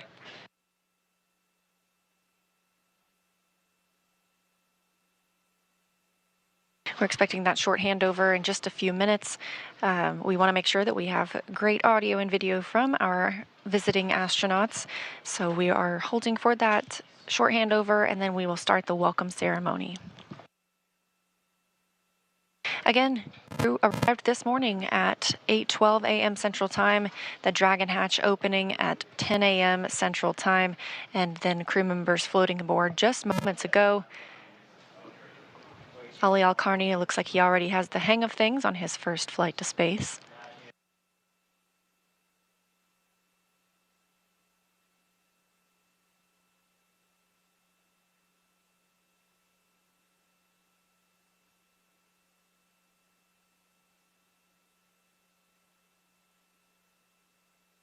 The Axiom crew has trained for months in preparation for this mission.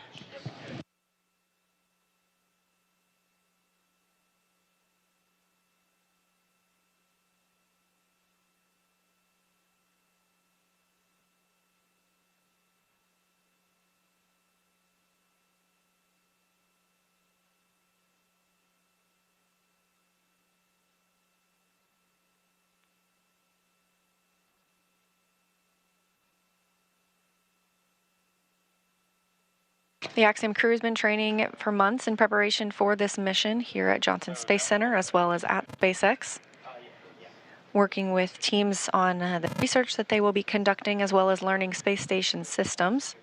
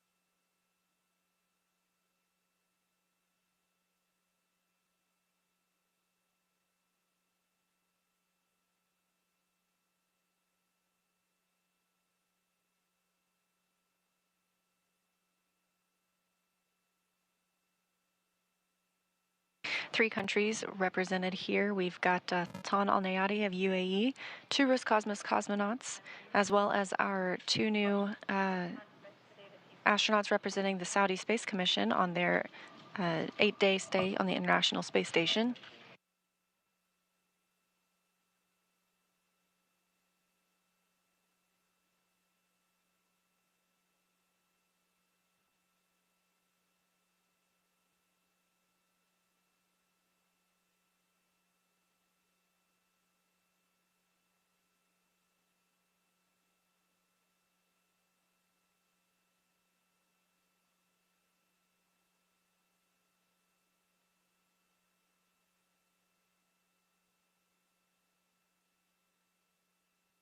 Just above Barnawi and Al-Karni's heads, you can see the two EMUs, extravehicular mobility units, used by USOS astronauts on spacewalks.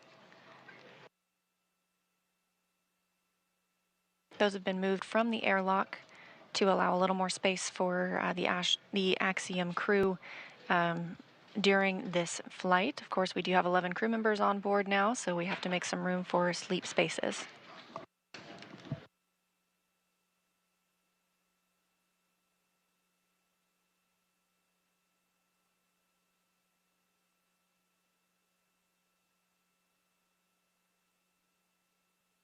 And again, we are standing by anticipating a satellite handover here momentarily.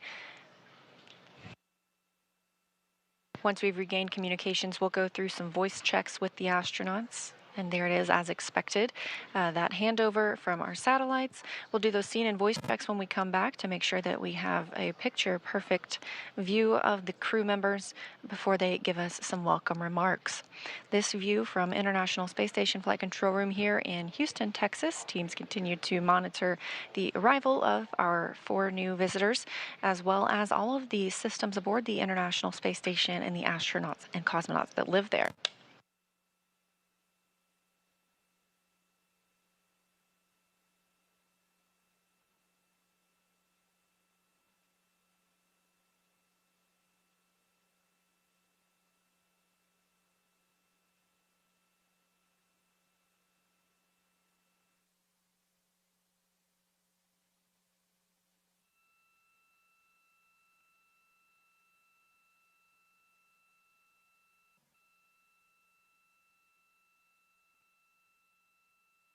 Just over 2 hours now since the AX-2 crew arrived to the Zenith or space-facing port on the Harmony module, also known as Node 2, that docking coming at 8:12 a.m. Central Time. Hatch opening about 26 minutes ago, 10 a.m. Central Time.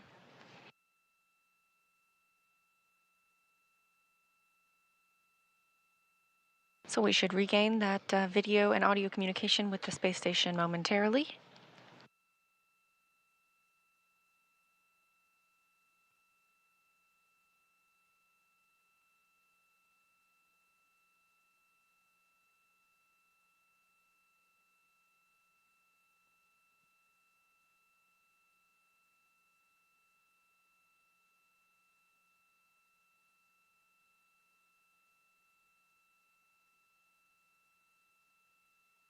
Houston Station on 2 for scene and voice check. Hey, Frank, we are ready for scene and voice whenever you guys are ready. And as a reminder, you'll be on the handheld mic for today's event. Okay, sounds good. And let us know if that scene works for you, and then I can do the countdown whenever you're ready. Frank, if you wouldn't mind, if you could gather everybody into their spots, we'll take a look at the scene once everyone's in place.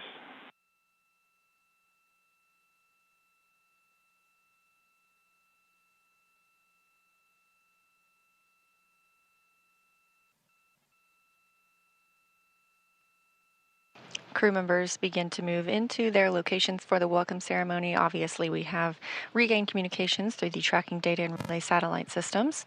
Houston Station on 2, say again for scene and voice.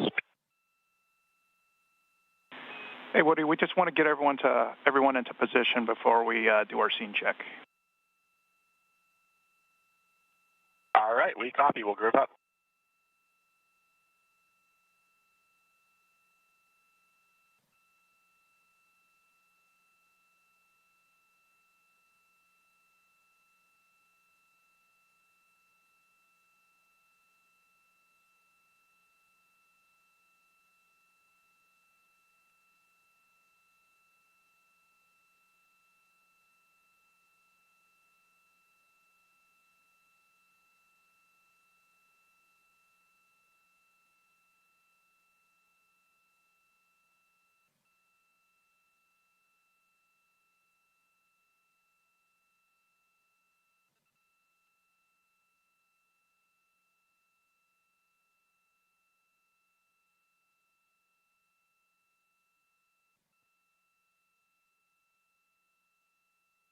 Like I said earlier, looking at a pretty full house here aboard the International Space Station.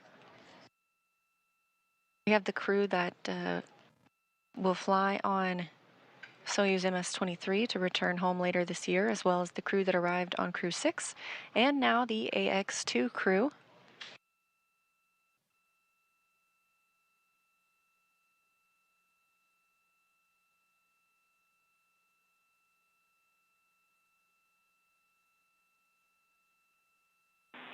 Frank, Houston on 2, good scene check. We didn't hear audio on the handheld mic. Can you check the switch position?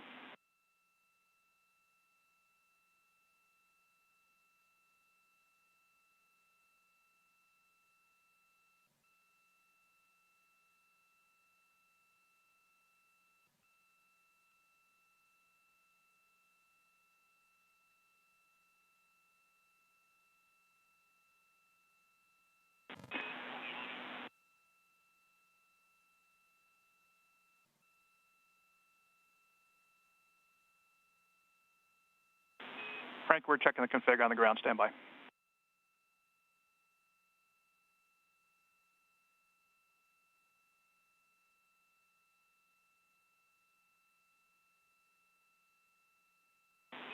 Frank, if you wouldn't mind, give us another long count. We needed to sync things up.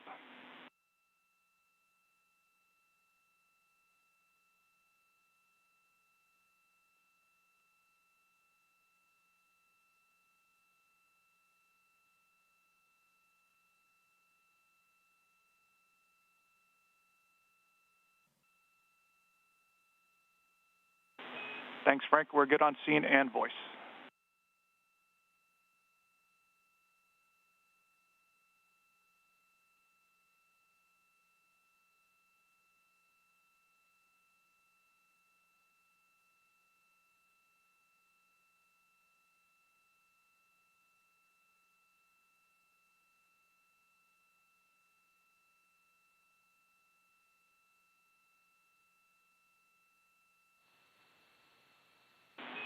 Station, this is Houston. Are you ready for the event? Houston, this is Station. We are ready for the event. Please begin the welcome ceremony.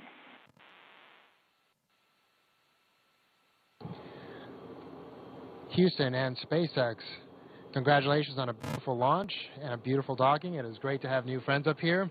And so on behalf of Expedition 69, it's an honor to welcome our new crewmates. I'll pass it off to the ISS commander, Sergei Prokopiev. Welcome on board, dear friends. This is very nice to see you here. Expedition 69, so glad to have you here with us on space station, and we looked forward to your arrival here at least 1 month, and watched yesterday your amazing launch, and this is outstanding returning first stage of Falcon 9 on the launch pad. Is so grateful, and congratulations with successful launch and your docking. And as for me, this is a very great honor to work next with Peggy Whitson, so most experienced and decorated astronaut in the U.S. Astronaut Corps.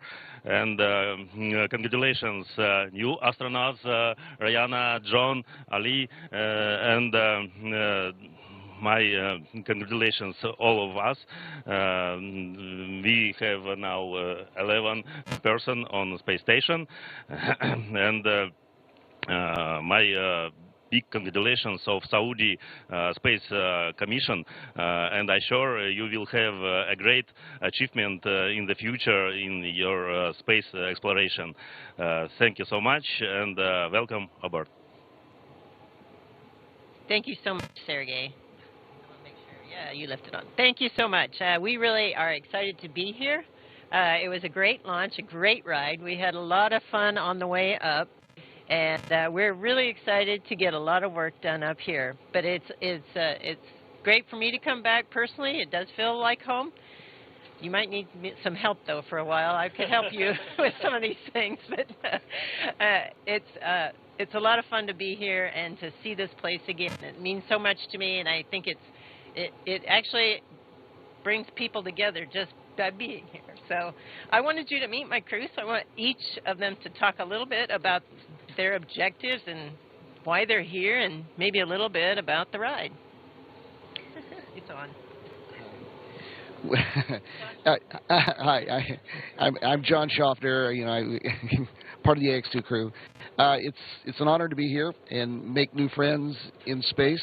First time I've done that for sure. So I've been dreaming or working toward this since I was 8 in a Young Astronauts Club, you know, watching Gemini pilots do their thing. So we had cardboard boxes pretending to be Gemini pilots. So you'd think having that much time to prepare, I'd have some better words than this. But, you know, it's having a chance to be here and fly with this amazing new crew, Ali and Ray, and, of course, with Peggy Whitson, the awesome Peggy Whitson.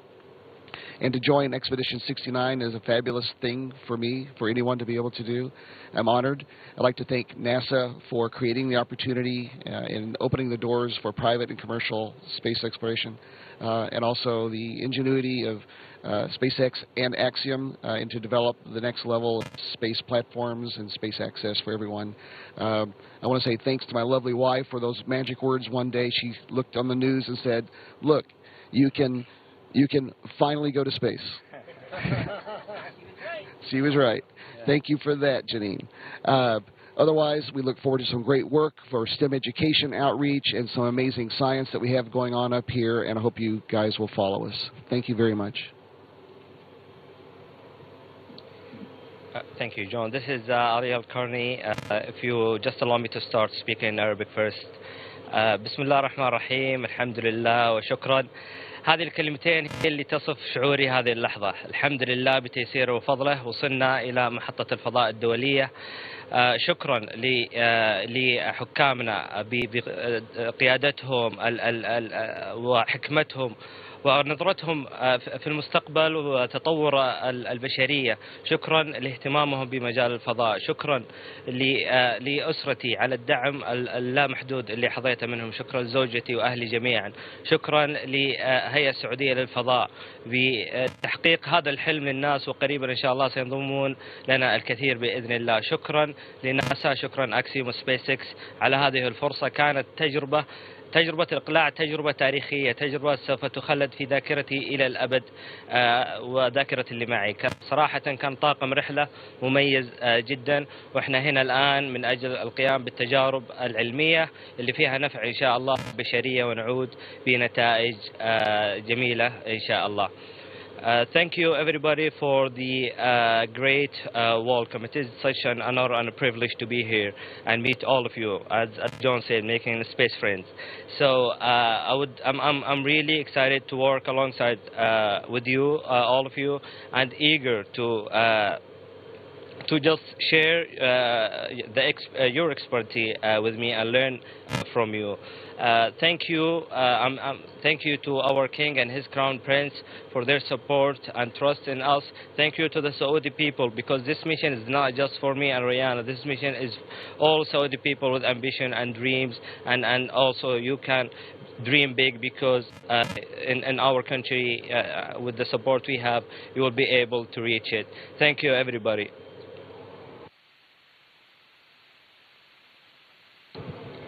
Hello everyone, so this is Rihanna Barnawi. Also if you allow me, I'll start in Arabic first. تحية طيبة من الفضاء الخارجي. الحمد لله، بفضل الله وصلنا لهذه المرحلة. نحن الآن يعني نعيش حلم ما كنا نتخيل انه هو ممكن يصير حقيقة. الحمد لله، بدعم من الحكومة، بدعم من قيادتنا، بدعم من أسرنا، بدعم من الجميع. هذه الرحلة ما تمثلني أنا لوحدي ولا تمثل بس طموحي، بالعكس هي تمثل كل الوطن العربي، تمثل كل السعوديين. الحمد لله أن احنا جاتنا هذه الفرصة، أن احنا فقط نقدر نوصل الآن لمحطة الفضاء الدولية، لكن بعد كده عندنا أكيد طموحات أكبر وأكبر، منها القمر، منها المريخ. لازم نستكشف الفضاء، هذه هي فرصتنا. زي ما تشوفوا دحين جنسيات كثيرة متجمعة في مكان واحد، فالفضاء هو اللي يجمع كل هذه الجنسيات المختلفة بأفكارهم واستكشافاتهم معلوماتهم. فالحمد لله ان احنا وصلنا هذه المرحلة مع هذا الفريق الجميل. وصلنا الحمد لله بعد تدريب تقريبا 10 شهور. فهذا التدريب قابلنا رواد فضاء سابقين، قابلنا بيجي ويتسون، قابلنا مدربين دربوا رواد آخرين في ناسا وفي جاكسا وفي إيسا. وفي نفس الوقت التدريب اللي جهزوه أكسيوم واللي جهزوه سبيس إكس، شعور انطلاق الصاروخ صراحة أنا دموعي ما قدرت توقف، لأني حسيت إنه أخذتكم كلكم معايا هنا. فالحمد لله على التمام والكمال، الحمد لله على وجود قائدنا ذو الرؤية الطموحة سمو سيدي الأمير محمد بن سلمان. الحمد لله على وجوده، والحمد لله على أنه قدرنا نحقق هذا الحلم، وهذه أول خطوة، ونستنى بعد كده بإذن الله أشخاص كثير يكونوا موجودين هنا من العالم العربي أجمع. So greetings from outer space. I'm here not only representing myself, but representing the hopes and dreams of everyone back home, everyone in the region. We are here gathering with different cultures and this international collaboration. This shows how space brings everyone together. It brings even different backgrounds. Some of us are doctors, some of us are researchers, engineers, and so on. I'm very happy to be here representing the dreams and hopes of everyone back home, and at the same time I'm very glad that I've received extensive training from trainers who have trained previous astronauts like NASA, JAXA, ESA, and SpaceX and Axiom. I'm very happy to be here, and thank you all for listening. Thank you for letting me share my feelings, and I'm going to live this experience to the max. Great. Well, we all are excited for all of the new astronauts here, and we have something special. Ray, would you hold this while I pin John? Oh, wow. Give him his official astronaut pin. John is the 598th astronaut. Wow. I don't think I'm ready for slapping yet. Okay. Ollie, I can get it up.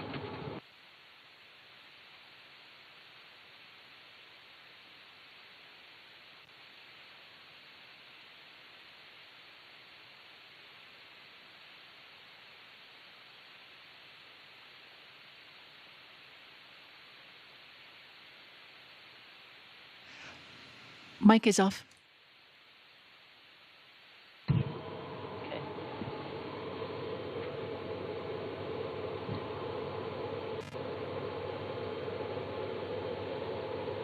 So Ollie is the 599th astronaut. Thank you. And our little Ray is 600.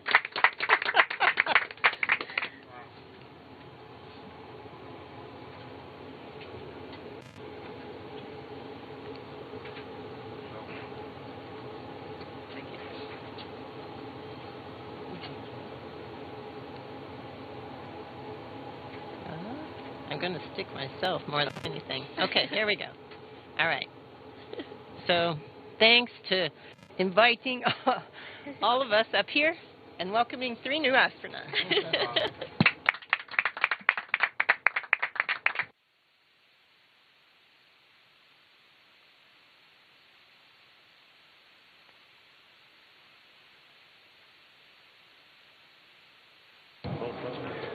Okay, and that concludes the ceremony. Thank you guys so much. Again, it really feels like the International Space Station up here. This is going to be an awesome week. We're all excited and super happy to have you guys up here. Great. Thank you. Thank you so much. Station, this is Houston ACR. Thank you. That concludes our event. Thank you to all participants. Station, we are now resuming operational audio communications.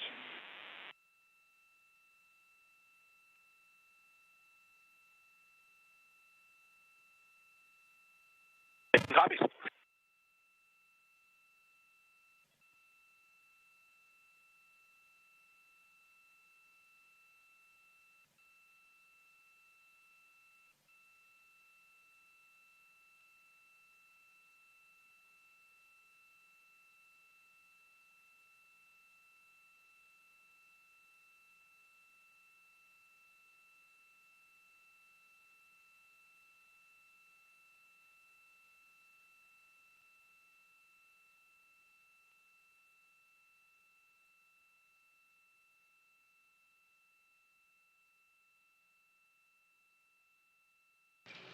And with completion of the welcome ceremony, another big welcome to the Axiom 2 crew, our second private astronaut mission crew to arrive at the International Space Station. We now have 11 people living and working on the International Space Station. Again, we're looking for those AX2 crew members to live and work on the orbiting lab for the next 8 days.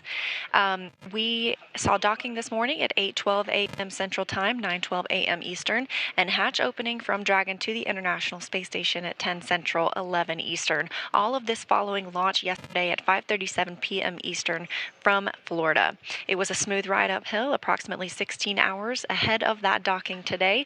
And again, now we are expecting these crew members to live and work on the space station for about 8 days before beginning their journey home to Earth. So for future updates on NASA missions, as well as what you can expect from the AX2 crew on their return coverage, you can keep an eye on nasa.gov. But with that, that'll wrap us up here in Mission Control Houston, and I'm going to send it back to my friends at SpaceX. Thank you so much, Leah. Excellent coverage from Johnson Space Center, really following along with all the integrated operations that ultimately led us to what a touching welcoming ceremony. Now, with that, we are going to wrap up our live joint coverage of Peggy, John, Ali, and Rayana's arrival to the International Space Station. It's been an honor to support the AX2 mission thus far. We wish the Axiom crew a successful time on station, and we look forward to joining you when it's time to bring them back home.